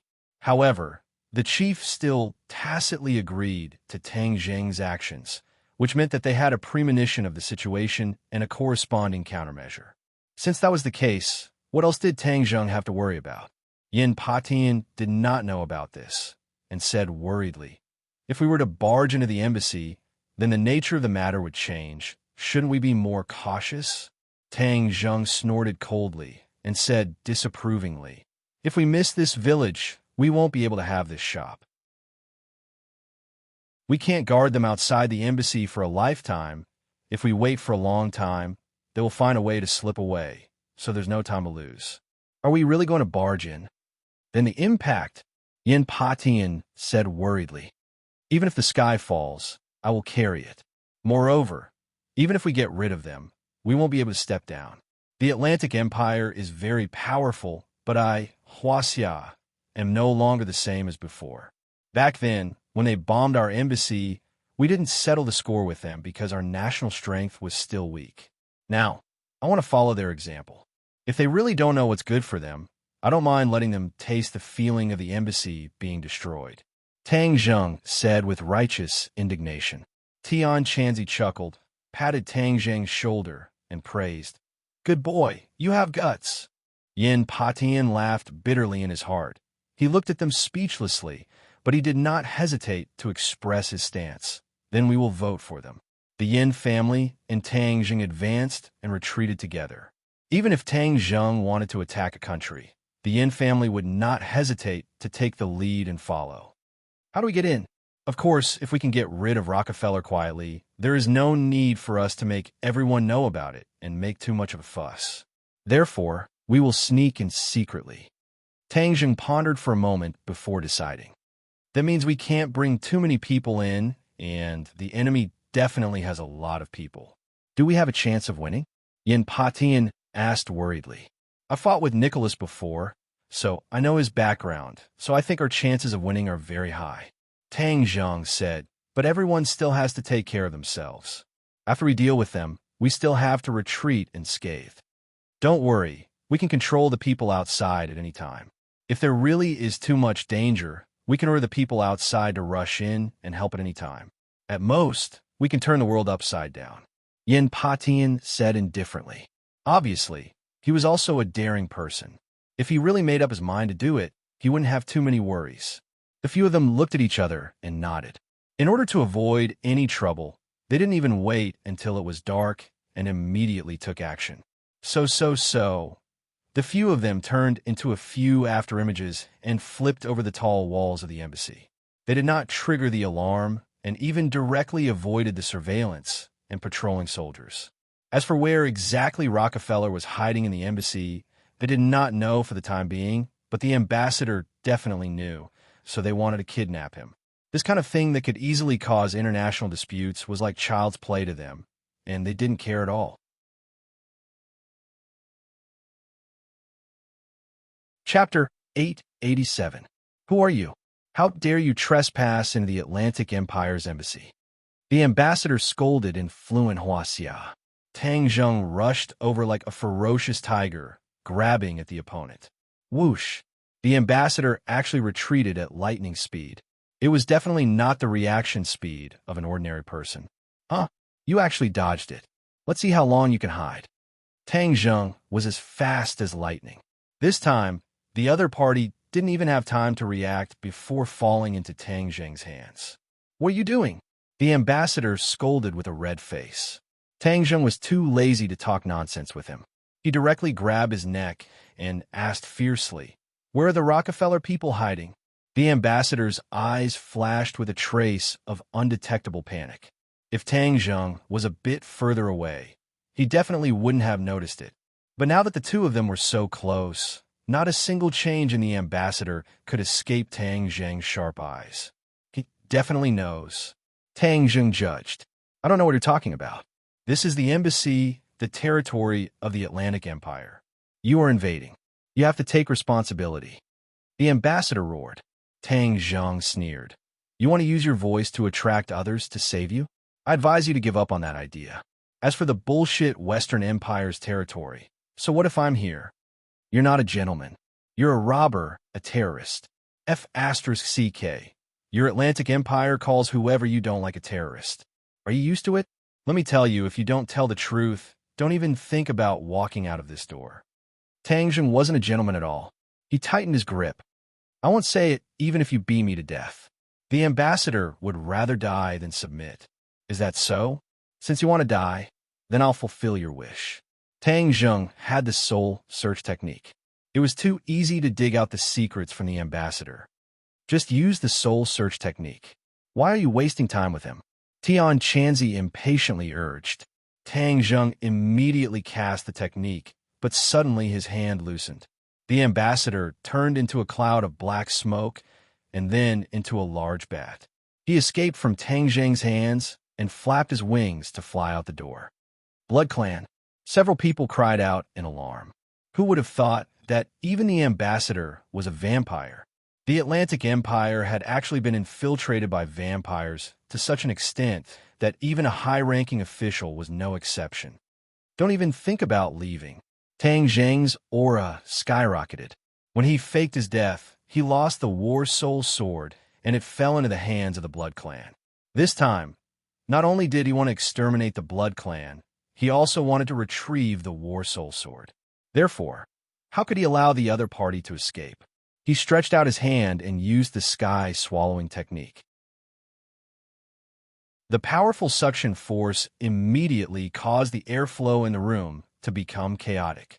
The fleeing figure of the ambassador suddenly stopped, and then he screamed as he was sucked back into Tang Zheng's palm. Run? Let's see how you can escape.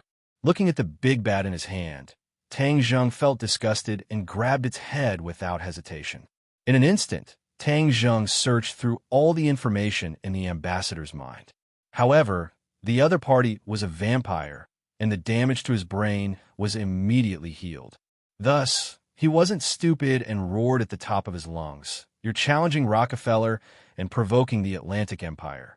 You'll die miserably, and your country will be consigned to eternal damnation. You're still boasting shamelessly when you're about to die. Tang Zheng coldly berated as the suction force in his palm increased. Swoosh! With a flash of black light, the ambassador disappeared from Tang Zheng's palm and was sucked in. This was the first time the others had seen this scene. They all stared curiously and asked, "Where did he go?" "I don't know, but he's definitely dead." Tang Zheng shook his head. "I already know where Rockefeller is hiding. Let's end this quickly."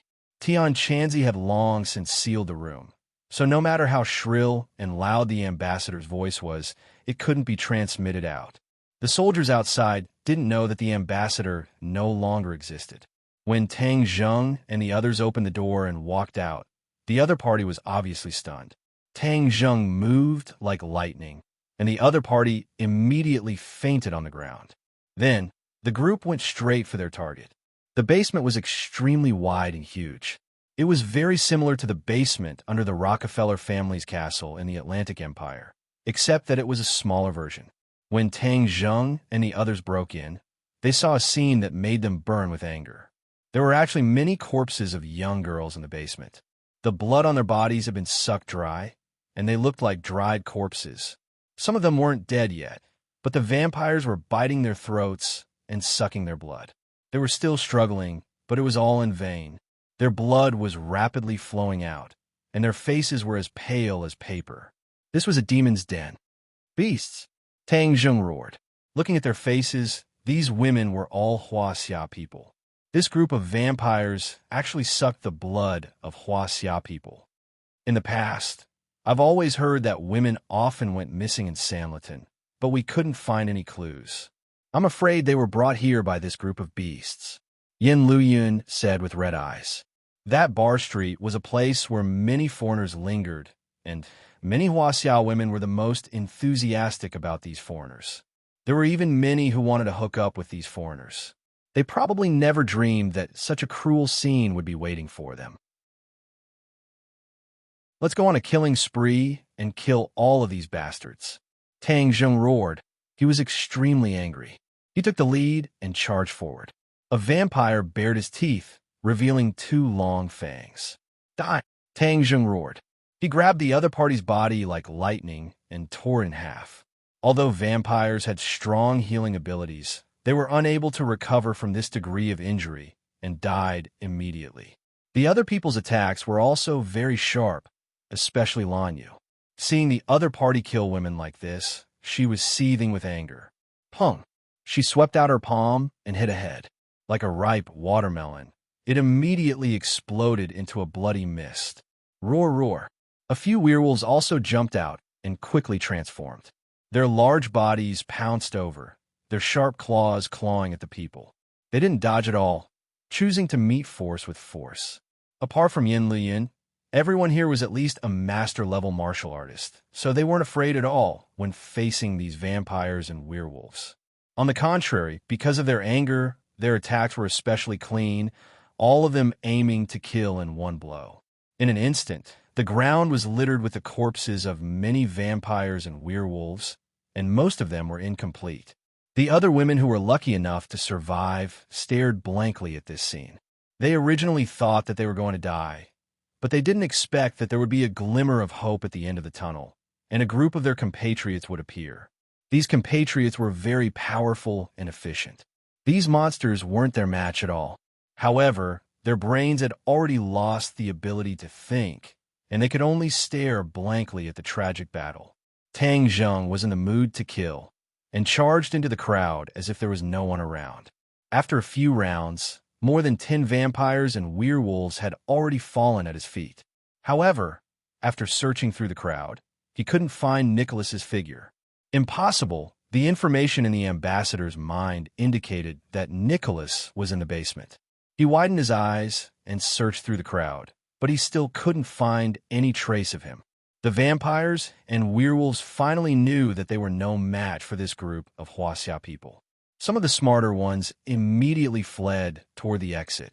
Xiao Bai, guard the exit. Don't let anyone escape. Tang Zheng roared. Xiao Bai leaped and floated in the air above the exit.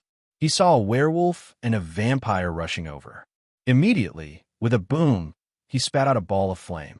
The two fellows immediately turned into two balls of flame and fled in all directions. However, after a few leaps, they fell to the ground motionlessly and were burned to ashes. One man guarding the pass. 10,000 men couldn't get through. No one could escape from the exit. Xiao Bai was lazy. These fellows couldn't arouse his interest at all. The disparity in strength was too great. Looking at Xiao Bai's smug look, Tang Zheng couldn't laugh. These werewolves and vampires deserved to die, and he didn't pity them at all. However, what made him distressed was that Nicholas had disappeared, and the War Soul Sword was nowhere to be found. Damn it, the War Soul Sword must be in Nicholas's hands. I must find him and eliminate him. Another werewolf rushed over. Tang Zheng grabbed his huge head. The other party was very tall and tried to struggle, but found that he couldn't move at all. Tang Zheng hurriedly used the soul-searching technique. Werewolves were not like vampires and could heal their injuries, so the werewolf's struggle immediately stopped, and he became stupid. Bang! After Tang Zheng finished using the soul-searching technique, he punched the werewolf's chest. The werewolf's chest quickly caved in, and his back suddenly swelled up. He exploded into a bloody mist and fell to the ground. Tang Zheng's gaze turned and stared at a wall in the basement. He rushed over like an arrow, and his huge fist was like a cannonball, bombarding the wall. Boom! Stone fragments flew, and the wall trembled violently, revealing a big hole. This punch didn't penetrate the wall, but revealed the steel plate behind the stone. There's a door behind here. Tang Zheng roared, and the other's attention was immediately attracted. Nicholas is behind here. I'll do it. Tian Chanzi channeled his power and fiercely stomped down. Bang bang, the floor cracked inch by inch, like a spider web. Hey! Tian Chanzi roared. His fists were like angry dragons emerging from the sea, hitting the steel plate. Bang bang, the steel plate shook violently, and two black spots appeared. Thin cracks spread out from the black spots, and the cracks quickly expanded, covering the steel plate in an instant. Tian Chanzi raised his mouth and gently blew a breath. This breath seemed to be the last straw that broke the camel's back. Crash! The steel plate shattered into palm-sized pieces that clattered to the ground, revealing an empty room behind it. This room was even smaller and more secretive. At this moment, the room was already empty. There were surveillance cameras in the room, and everything in the basement outside could be clearly seen. There was no doubt that Nicholas must have seen the battle outside through the surveillance cameras. After weighing the pros and cons, he knew that he was no match for them, so he ran away. Why does this embassy have so many basements? There are even tunnels? Tang Zheng looked at the half-open door in front of him with an ashen face and said hatefully. The battle outside also came to an end. All the werewolves and vampires were killed, and only the lucky woman was left. Chase! Tang Zheng, without hesitation, chased after him.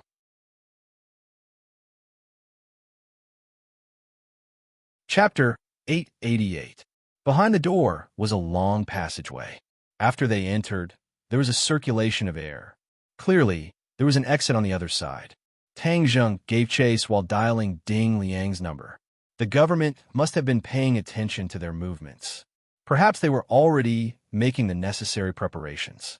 If that was the case, why not give them a big gift and let them avoid the Atlantic Empire's accusations?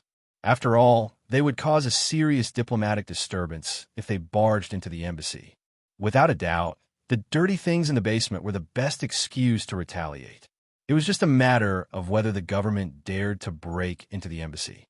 He roughly described what he saw and told Ding Liang to report it to the higher-ups. This was not something Ding Liang could decide. As for what the higher-ups would do, he did not worry. His main focus was on the Rockefeller family. Not long after, a door appeared in front of them. Behind the door was a large warehouse filled with all kinds of vegetables. Tang Jing looked back. The door was already closed and merged with the wall.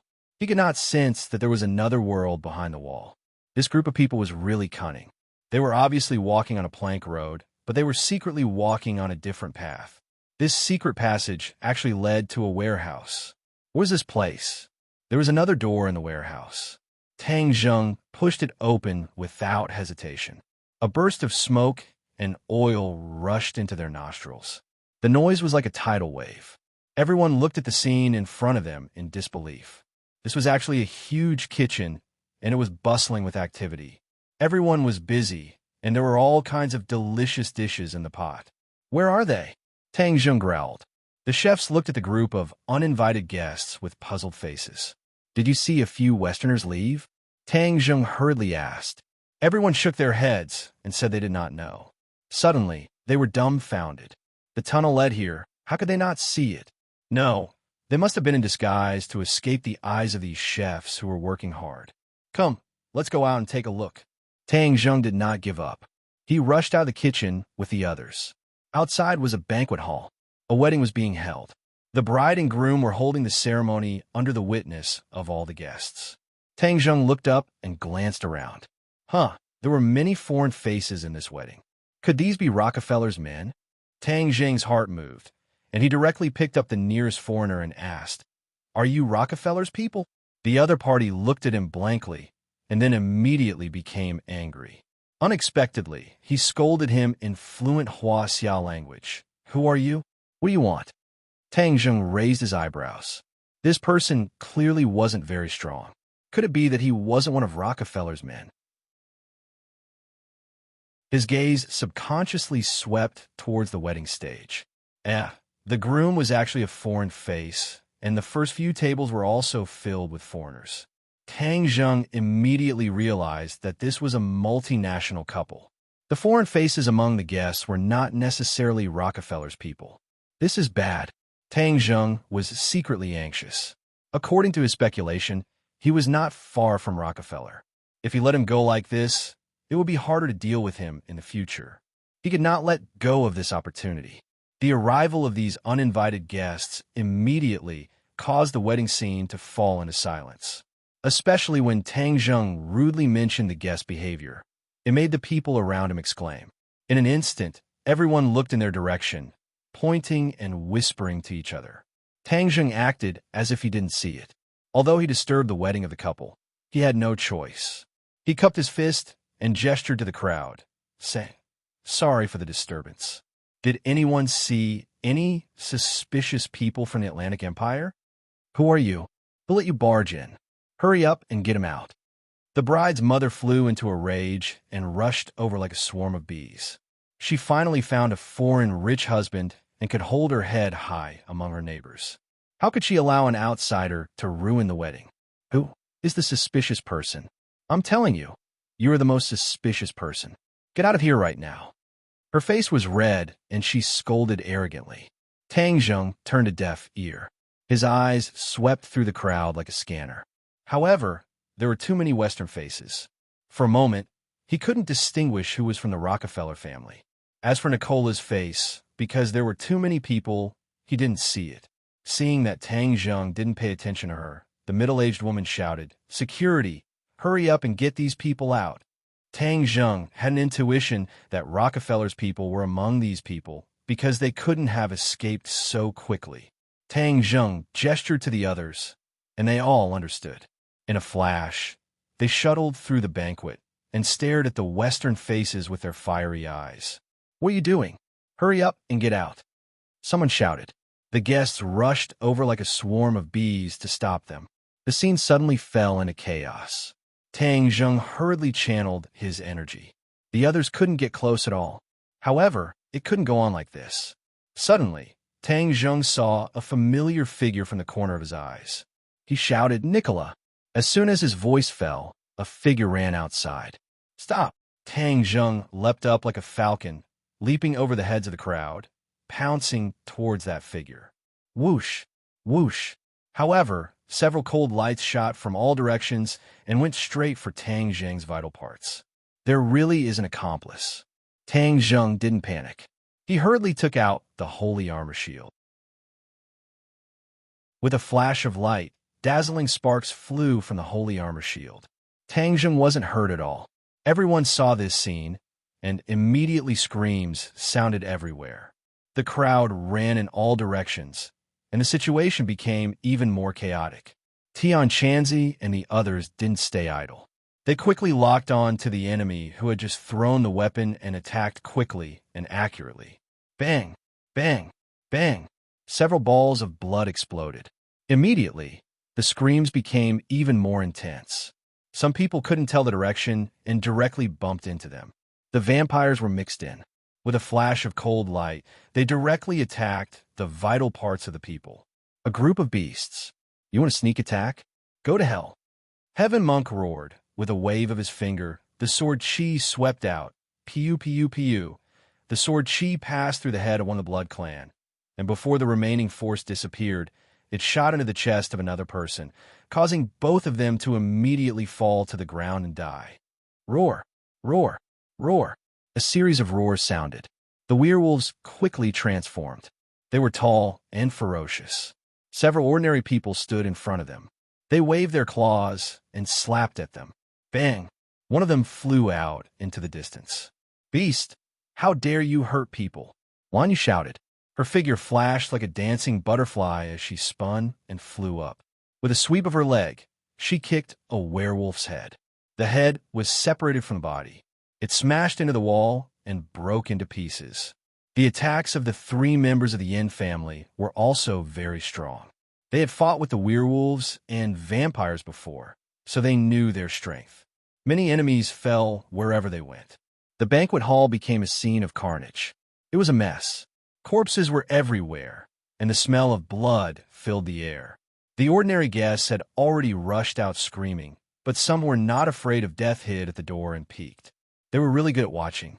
The funniest thing was that the groom abandoned the bride and ran faster than anyone else. He was tall and had long legs. He squeezed out of the door in a few steps, leaving only the screaming bride. Tang Zheng locked onto his target. Seeing that Nicholas wanted to blend into the crowd and rush out, he leaped into the air and pointed at his back. Hearing the sound behind him, Nicholas's face turned pale. He had really met his Waterloo this time. He originally thought that he could capture Tang Zheng easily. He even had Song Yu, who knew him well. He also watched as Tang Zheng died. But the strange thing was that he actually came back to life.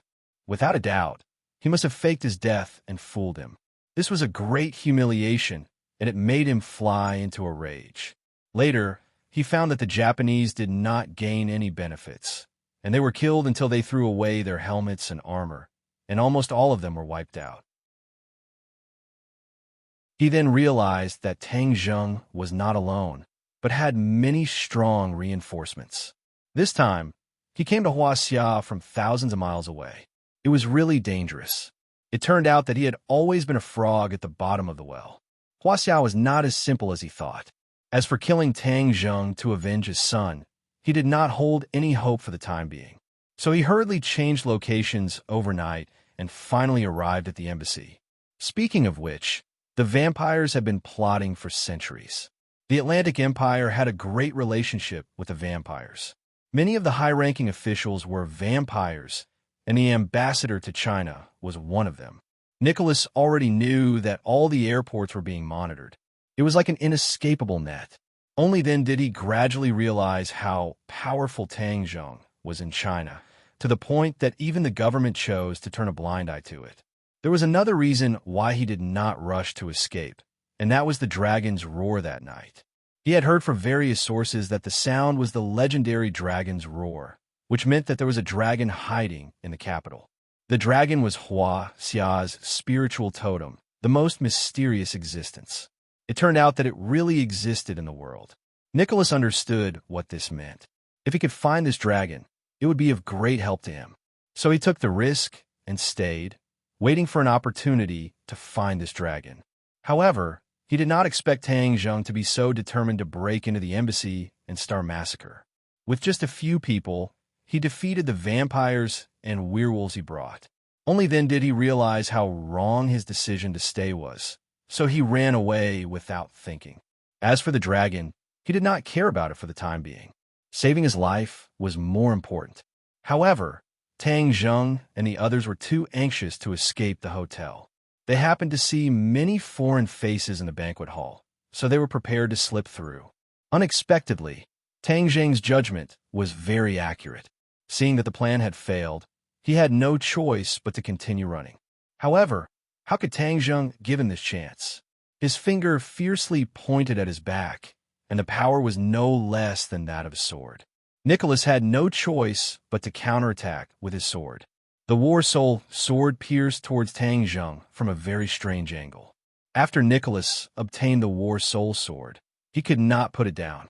He understood that it was a divine weapon, far better than his own, so he kept it for his own use. War Soul sword.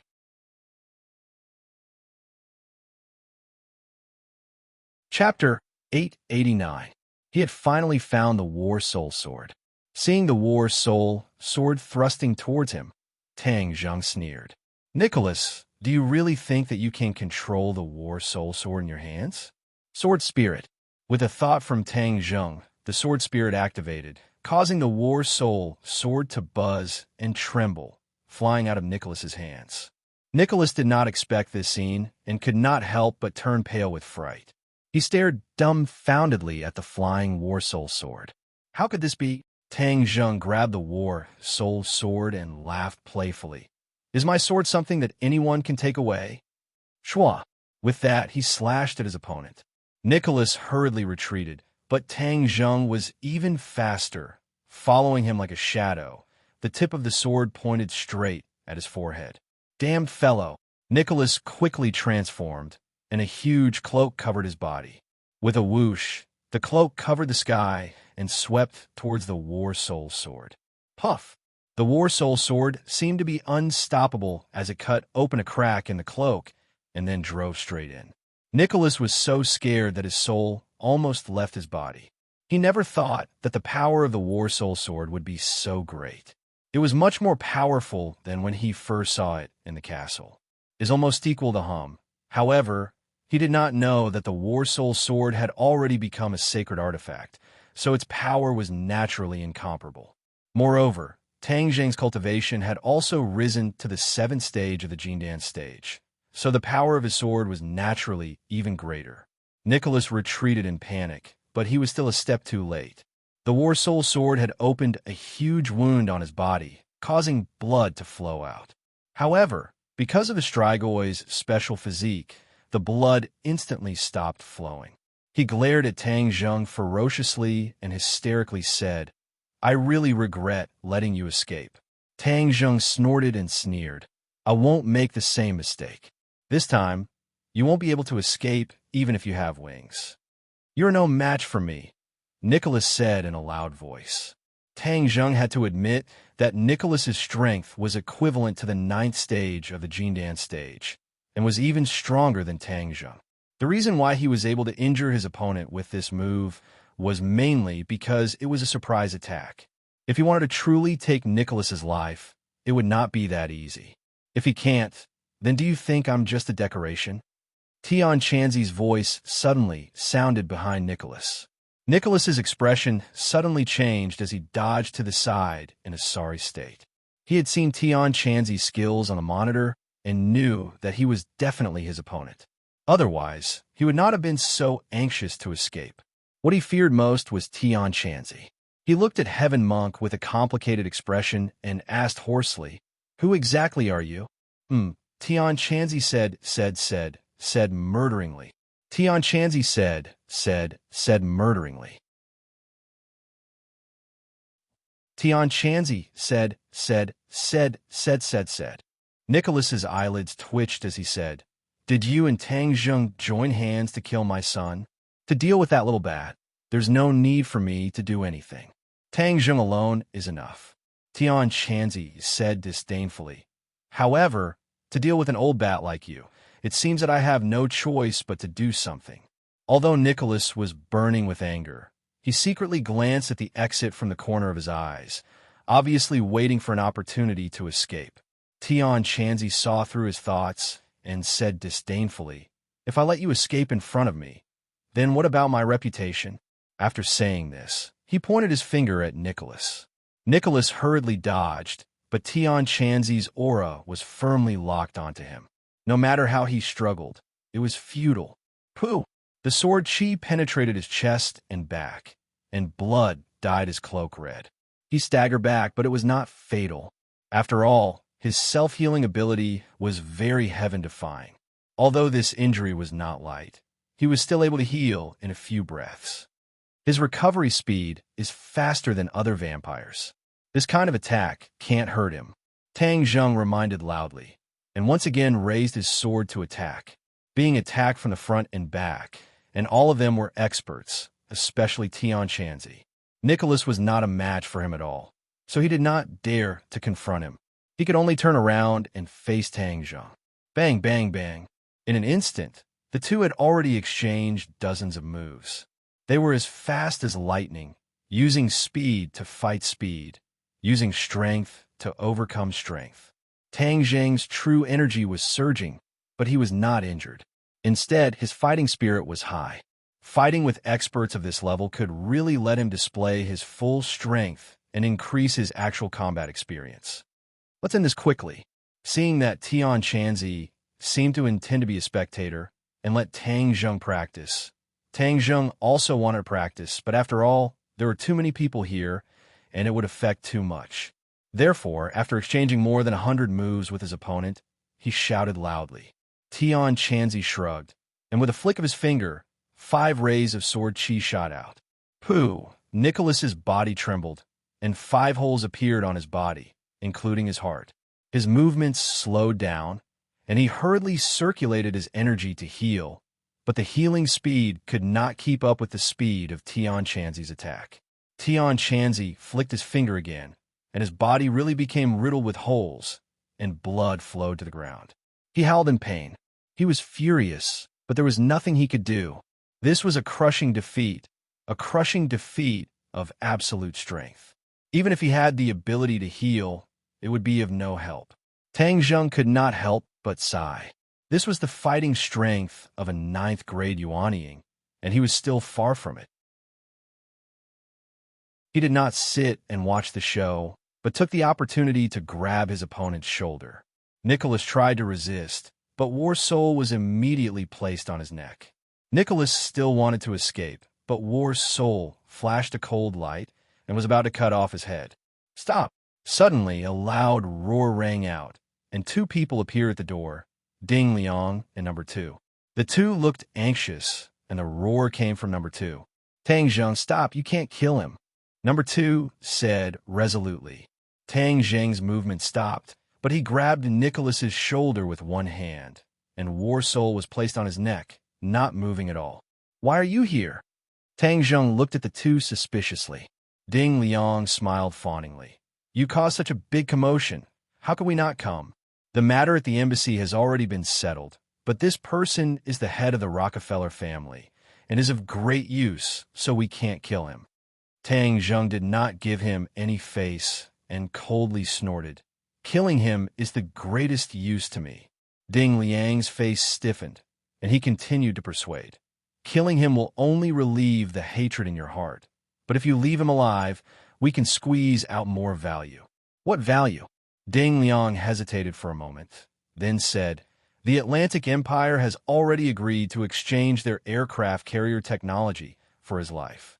Tang Zheng knew that aircraft carrier technology had always been Hua Xia's weakness, and the Atlantic Empire's greatest reliance was their aircraft carriers, which could be deployed to any area. Tang Jung coldly snorted. They're really willing to spend a lot of money. Ding Liang smiled.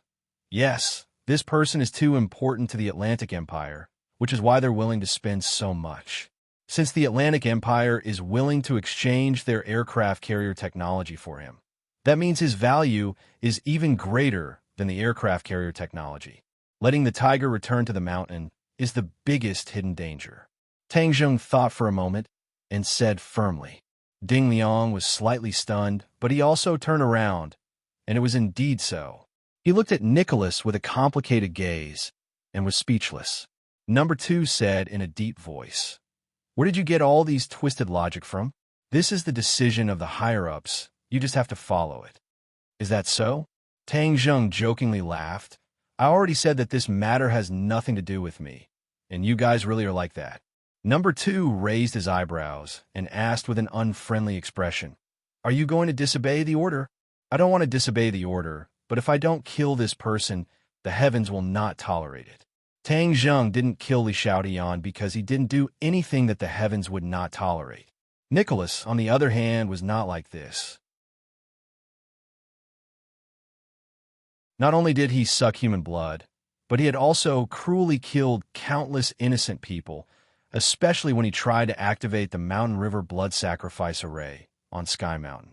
This made Tang Jung feel no pity for him. Seeing Tang Jung directly refuse, Number 2 flew into a rage and said, "Are you going against the country? Don't put a hat on me. I won't fall for it." Tang Jung retorted, "You can't represent the country." Number 2 was originally a martial artist, so how could he be as eloquent as Tang Jung? His face flushed red, and he said angrily, "I said you can't kill him, so you can't kill him." Whoosh! A fist directly flew towards Tang Jung. Tang Jung's hands were not empty, and he kicked out. Bang! A powerful force came from the soles of his feet. If not for the fact that he had cultivated the chaotic Vajra spell, his bones would have been broken. "You are so ruthless." Tang Jung flew into a rage, but at the same time, he was secretly shocked. His opponent's strength was beyond his imagination. He was actually stronger than him. Although it was only a simple contact, Tang Jung had already made a general judgment. This palace expert was indeed worthy of his reputation. Number 2's first attack missed, so he launched another series of attacks. Creak, creak. All of a sudden, Xiaobai appeared out of nowhere. He opened his mouth wide, and a beam of fire shot up into the sky. Dash! Number 2 turned pale with fright and retreated in a panic. He didn't expect there to be a fire attack. A burnt smell slowly filled the air. His hair and eyebrows were burnt by the fire, and he was in an extremely sorry state. Number 2 had never experienced such a thing before. He glared at the complacent Xiaobai, who was standing on Tang Jung's shoulder, and shouted angrily, "Bastard, you can even spit fire. I'm going to roast you." Xiaobai could understand human language, and immediately flew into a rage. He bared his teeth at Number 2, and spat out small flames at the side of his mouth, as if he could taste the taste of roasted pig again at any time. Tang Jung squinted his eyes, a cold light flashed, and asked, "You want to roast my Xiaobai? So what if I roast it? It's just a demonic beast." Number 2 said disdainfully. To Tang Jung, Xiaobai was not only a demonic beast, but also the holy beast of the witch clan. In addition, after interacting with each other day and night, Xiaobai was more like a part of his life, a relative. Hearing Number 2's shameless words, how could Tang Jung not be angry? Ding Liang had been undercover for many years, and was good at observing people's expressions. Seeing Tang Jung's reaction, he knew something was wrong. He hurriedly advised, "Calm down, Tang Jung. We are just passing on orders from above. We have no other choice. Please understand, Nicholas is indeed more valuable alive than dead."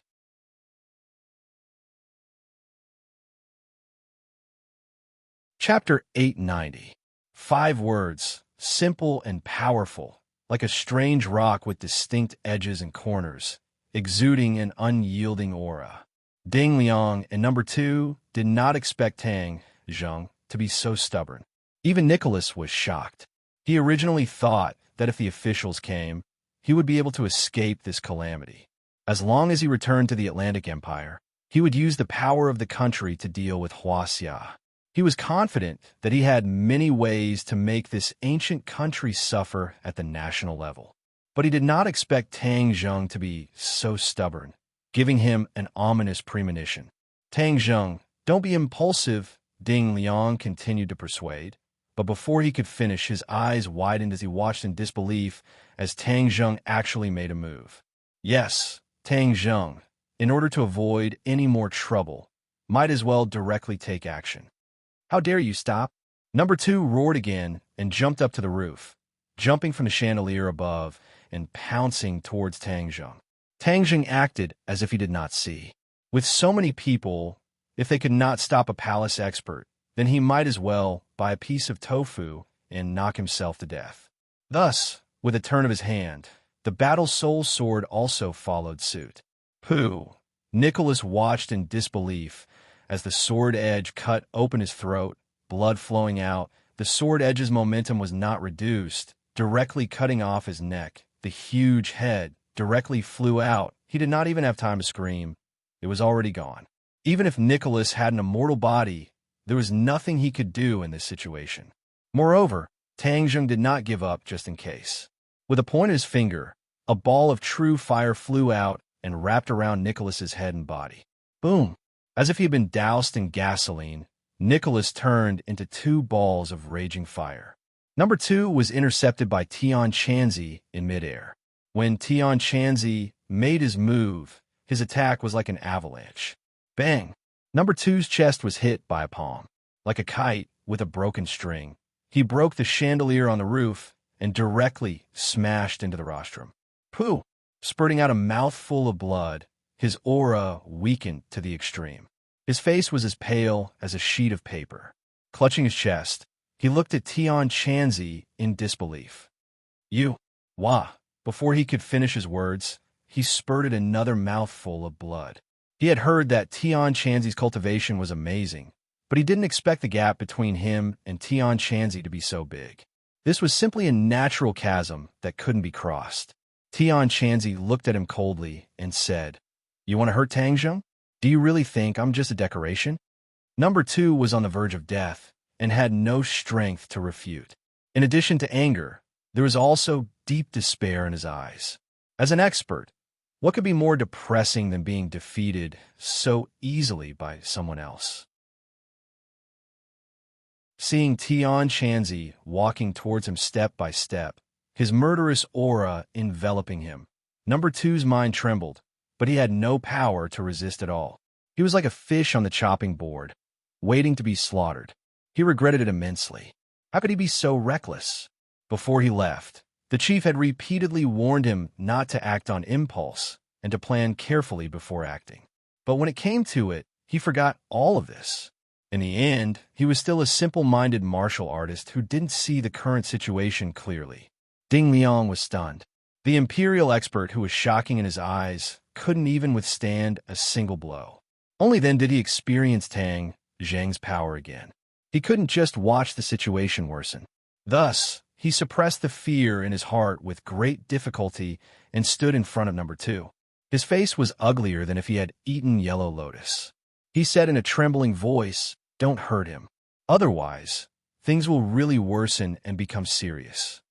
After confirming that Nicholas had been burned to ashes, Tang Zheng turned his head and looked at Number 2 and Ding Liang with a mocking expression.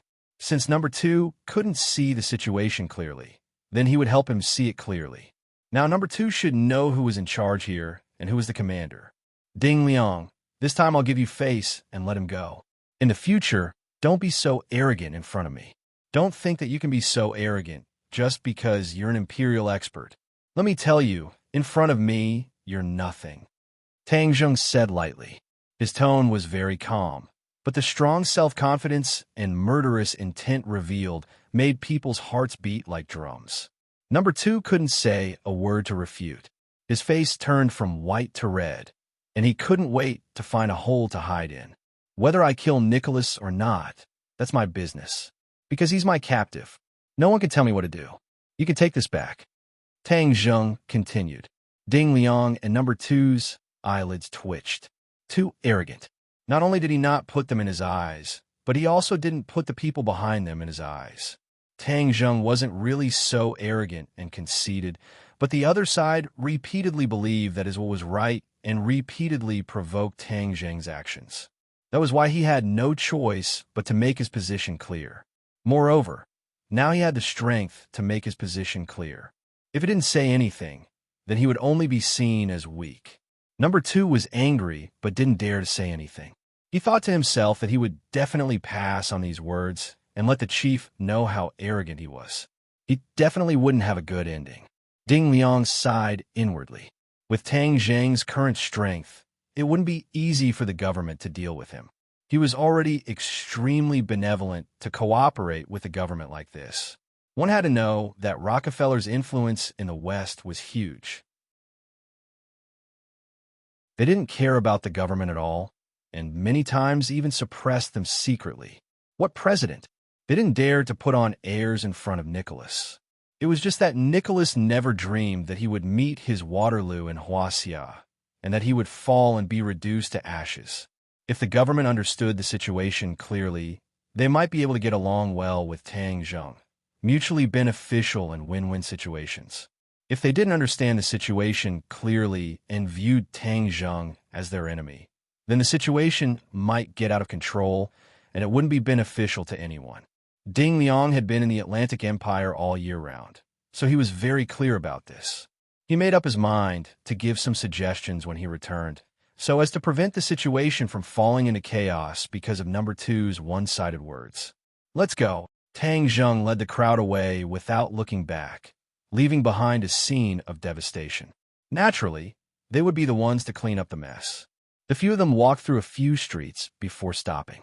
Tang Zheng asked curiously, "This time, we didn't find anyone from the island nation. Where are they?" Yin Patian seemed to have awoken from a dream and regained his senses from the situation just now. Just now, he was also shocked by Tang Zheng's domineering aura. Even though he was the head of the Yin clan, he didn't dare to disrespect the authorities like this. He sighed in his heart. The new generation overtook the old, and the old died on the beach. He really couldn't compare to Tang Zheng. The people of the island nation are more cunning than Rockefeller's people, and they know our habits better, so we haven't found them yet. Yin Patian said regretfully. Tang Zheng pondered for a moment, then said, "Could they also be in the island nation's embassy in China?" "No." Yin Patian immediately denied. "When we first discovered Rockefeller's traces, we also had this suspicion, so we specially sent people to the island nation's embassy in China to spy on them. We can confirm that they are not hiding inside." Tang Zheng frowned and said, "Since they are not in the embassy, then where are they?" The capital was not big, but it was not small either. If a group of foreigners wanted to hide without a trace, it would definitely not be an easy thing to do. Find them. Even if we have to dig 3 feet into the ground, we have to find them. Tang Zheng said coldly. "Don't worry. As long as they don't leave Huaxia, they will definitely reveal themselves." Yin Patian was full of confidence. After hesitating for a moment, Tang Zheng asked again, "Is there any movement from the imperial city?" Yin Patian glanced at his son and grandson, waved his hand, indicating for them to walk further away. The matter of the 5-clawed golden dragon was a secret he had promised not to tell anyone, including his family. Yin Qishan and Yin Lian looked at them with complicated expressions. Without saying a word, they obediently retreated into the distance. Only then did Yin Patian say in a low voice, "The officials have already sent soldiers to surround the imperial city so tightly that not even a mosquito can penetrate it. That area was originally a tourist area, but now it's completely sealed off." Tang Zheng could understand and said, "Then it looks like the officials are going to take action." The officials had long suspected, so they naturally wouldn't sit idly by. Yin Patian asked worriedly, "Then, will the golden dragon be affected?" "Don't worry, it won't have any effect. Even if they dig 3 feet into the ground, they can do it. As long as they struggle for a long time and there is no result, they will naturally not continue." Tang Zheng was not worried. Seeing that he was so confident, Yin Patian put his worried heart back into his stomach and continued. The people of the capital are in an uproar over what they have seen and heard in the past few days. The dragon's roar can still be used as an excuse, but the appearance of the Strigoi and the werewolf has caused the people to panic, especially when someone directly took a video and spread it online, causing a lot of shock and panic. When Rockefeller kidnapped the people around Tangzhong, he did everything he could. With great fanfare, it had indeed caused quite a bit of an impact. How did the authorities deal with it? They deleted the relevant content in time and have been trying their best to refute the rumors, saying that this is a special effect for a movie. Tangzhong laughed involuntarily. This was the usual style of the officials, but other than that, there was no other way that was more effective. Otherwise, if the existence of the Strigoi and the werewolf were to be announced, it would definitely cause panic and social unrest. The reason why Rockefeller chose to act in such a public manner was probably because he had such vicious thoughts. Although the people would still suspect and guess, as long as they guided the general direction, there wouldn't be any big problems. The authorities were very experienced in this area, so Tangzhong wasn't worried. However, paper would not be able to wrap up the fire. In the future, when more cultivators appeared, or when the prophesied return of the demon clan's large army, or when the world ended, the existence of cultivators would no longer be a secret, and the people would eventually know. At that time, the world structure would undergo an earth-shattering change. No matter what the direction of the world was, the key was to resolve the crisis in front of them. The appearance of the island nation made Tangzhong extremely vigilant, because the island nation was definitely related to the 100 Transformation Star-Lord.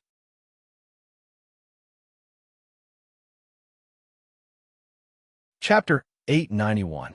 Ding Liang and Number 2 stood in front of the bureau chief in fear and trepidation. Number 1 and Number 3 also stood beside them. Ding Liang reported his encounter with Tangzhong in detail. The bureau chief's face was as dark as water. Number 1 and Number 3 could no longer suppress the anger in their hearts. Especially when they saw the battered and heavily injured Number 2, they couldn't wait to find Tangzhong and settle the score. Ding Liang nervously finished his report and stood respectfully at the side, not daring to say another word. The bureau chief snorted and said, "He's actually this arrogant?" Ding Liang's throat was dry as he said with fear, "He's a young man after all, and he's in the right, so it's inevitable." After all, he was an old member of the National Security Bureau and was also saved by Tangzhong from the Atlantic Empire. Naturally, he was grateful to Tangzhong, so he didn't forget to speak up for him. However, Number 2 angrily added fuel to the fire. He doesn't even care about the bureau chief. Preposterous. Number 1 shouted, "Bureau chief, please give the order. We'll go and capture him." "Capture him for what? What do you want? Kill him?" The bureau chief asked in annoyance. "This kind of unstable factor can't be used by us, so we should get rid of him as soon as possible," Number 1 said with a murderous look. Ding Liang trembled in fear. He wanted to continue speaking up for Tangzhong, but the bureau chief beat him to it. "So, this is why you're a subordinate and I'm the bureau chief. I only know how to fight and kill every day." Number 1's face turned red. He lowered his head and didn't say a word. "I've seen him so many times. I've heard his words and observed his actions. He's not really a rebellious person. As long as you don't touch his reverse scale, everything is fine," the bureau chief said in a low voice. If Tangzhong heard this judgment, he would definitely give him a thumbs up and praise his foresight. The bureau chief was right. Tangzhong didn't want to be enemies with anyone. He only wanted to protect the people around him. As long as they didn't touch his reverse scale, he was a simple and sunny big boy. If anyone didn't know how to adapt to the situation, then he would transform into a killing god and wouldn't be merciful. Moreover, don't you know where our focus is now? The bureau chief asked. "Yes, I was wrong. It's good that you know you were wrong. Don't be impulsive and start a conflict with Tangzhong again." "What about the Atlantic Empire?" Ding Liang was overjoyed. Although the chief had a grudge, he wasn't too furious. The Atlantic Empire's actions in Huaxia are so vile, and the evidence is conclusive. What else do they want? Do you want me to go public and become an international scandal? So what if Nicholas is dead? Do they still want to start a war? Ding Liang subconsciously shook his head. Huaxia was now a great country. Whether it was in terms of economy or military, it was no longer as weak as it used to be. If the Atlantic Empire insisted on doing so, they would definitely start a third world war, and their politicians would not be so stupid. Actually, Tang Zheng said something very well. The Atlantic Empire was willing to use the aircraft carrier technology in exchange for Nicholas's life. This means that Nicholas's life is more valuable than the technology. If we let the tiger return to the mountain, although we would still get some small benefits, the Atlantic Empire would still get the biggest benefits. The bureau chief sighed faintly and changed his tone. Although Tang Zheng is young, he sees things more clearly than many people. This time, we didn't see things as clearly as he did. We were all confused by the olive branch from the Atlantic Empire. Number 1 said unwillingly. Then what about the aircraft carrier technology? A hint of pride flashed across the bureau chief's eyes as he said, "The great Huaxia is a gathering of talents. Is it really impossible to solve those technical problems? If the Atlantic Empire can do it, so can we. It's just a matter of time." Yes, I understand. Number 1 was speechless. The bureau chief waved his hand and gestured for Ding Liang to leave. He then arranged for number 3 to help number 2 to recuperate. He then asked number 1, "How's the situation in the Imperial City? I have already sent people to guard it. Not even a fly can think of flying in or out. We are conducting a comprehensive inspection of the Imperial City. The ground below is solid. However, we are not giving up. The dragon's roar came from below, so we are speeding up the construction. We must find it even if the dam is breached." The bureau chief nodded and said, "This is of utmost importance. The dragon is the totem of Huaxia. If we find the dragon, it will be a great thing for our entire race. It is a blessing from the heavens to our Huaxia. Just like the dragon god, our race and country will definitely soar and soar into the sky. Yes, I will do my best to complete this task. If you find anything, you must inform me immediately. I want to be the first to know, understand? I know before the other chiefs. Do you understand?" The bureau chief looked at number 1 sternly. Number 1 understood tacitly. Although the bureau chief stood at the top and was above millions of people, there were still competitors. This time, the competitors would definitely be paying attention to this matter. It was just that they were one step ahead and had the advantage. The dragon was very important. Whoever was the first to see the dragon, or even obtain the dragon, had a special meaning. Number 1 was very clear about this point, so he agreed without thinking. "Rest assured, Bureau Chief, I will make a military pledge. The dragon search mission will be completed perfectly. No one else can think of getting a share of it." The bureau chief smiled in relief. Night fell in the Imperial City. The lights were still shining brightly, as if it was daytime. There was a sentry every 5 steps and a sentry every 10 steps. The security was very tight. Under the bright lights, the bombed ruins were already clear and clean. The hard stone slabs were also lifted up. Large machinery was working, excavating the ground. Bang! A large piece of soil was dug out from the ground and poured into the back of the car. Number 1 stood beside the car and stared at the hole on the ground that was getting bigger and bigger. It was as if a dragon would fly out from it at any time.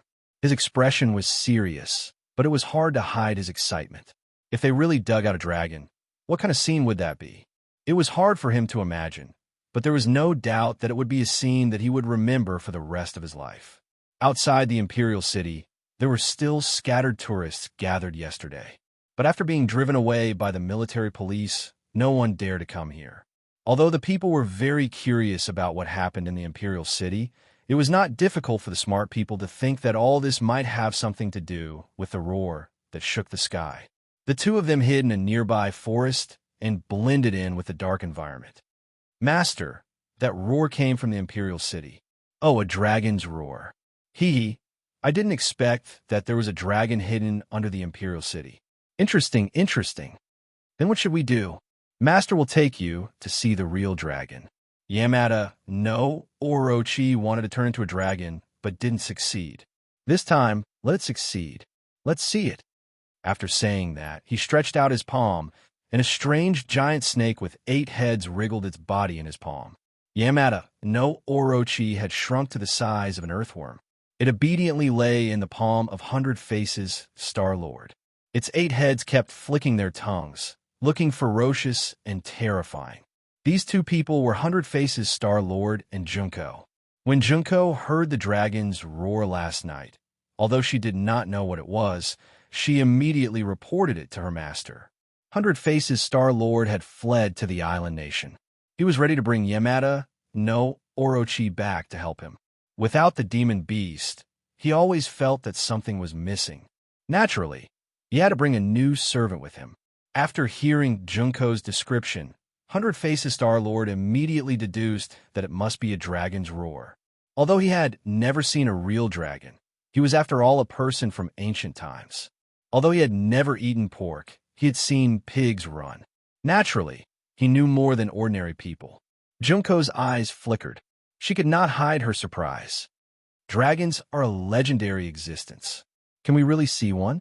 Of course, but I don't know why there's a dragon in the Imperial City. It's strange, 100 Faces Star-Lord muttered to himself suspiciously. You said that Tang Zheng and others were also in the Imperial City when the dragon's roar sounded, right? Yes, according to reliable information, that was the case. At that time, Song Yu buried explosives in order to kill him, but unexpectedly, it did not kill him. Instead, it caused the dragon's roar. Junko nodded. These days, she had been hiding from her opponent's tracking. It was very difficult to hide, but she had also collected a lot of information. 100 Faces Star-Lord frowned. So he also heard the dragon's roar. He was here at that time, so it is impossible for him not to investigate. Has he found anything? Master, according to my judgment, he should not have. If he had found something, then the Huaxia officials would not have put the Imperial City under martial law. The dragon must not have appeared. Junko analyzed. 100 Faces Star-Lord thought for a while and said, that makes sense. Hee, then it can only mean that Tang Zheng is not capable enough to find the real dragon. Then it will be easy for me. Junko asked curiously, Master, what should we do after we find the real dragon? 100 Faces Star-Lord's eyes flashed with cold light. He laughed and said lightly, slay the dragon. Slay the dragon? Junko's heart beat wildly. Her master actually wanted to slay the dragon. This was too bold. It was not something she dared to think about. However, this also made her blood boil. Only by following such a master could she achieve greater things. This life was 1,000 times more interesting than a life in the Imperial Tutor's residence. Now, she had broadened her horizons. She was no longer limited to the Imperial Tutor's residence or the island nation. What benefits does slaying the dragon bring us? She could not hold back her curiosity and asked. 100 Faces Star-Lord's gaze fell on Yamada no Orochi and said with a smile, a dragon is a good thing. Everything on its body is a treasure. It is like a priceless treasure house. Junko's interest was greatly increased. Her eyes lit up. Master, after I eat the dragon's inner core, I can also transform into a dragon. Yamada no Orochi suddenly said, yes, I will not forget you. I will help you realize your dream. I also look forward to having a dragon as a servant. Yamada no Orochi hurriedly said, after I become a dragon, I will do my best to go through fire and water for Master. 100 Faces Star-Lord laughed dryly. Yamada no Orochi had no choice but to be so docile. Even if it transformed into a dragon, it would not be able to escape from 100 Faces Star-Lord's grasp. This was because he had used a secret technique to imprint a mark on Yamada no Orochi's soul. Unless he removed the mark on his own accord, Yamada no Orochi would have to listen to him no matter how powerful it became. Otherwise, he could take Yamada no Orochi's life with a single thought. You're tuning into the Warrior Lore YouTube channel. Don't forget to subscribe and join us on this journey to catch the most captivating stories.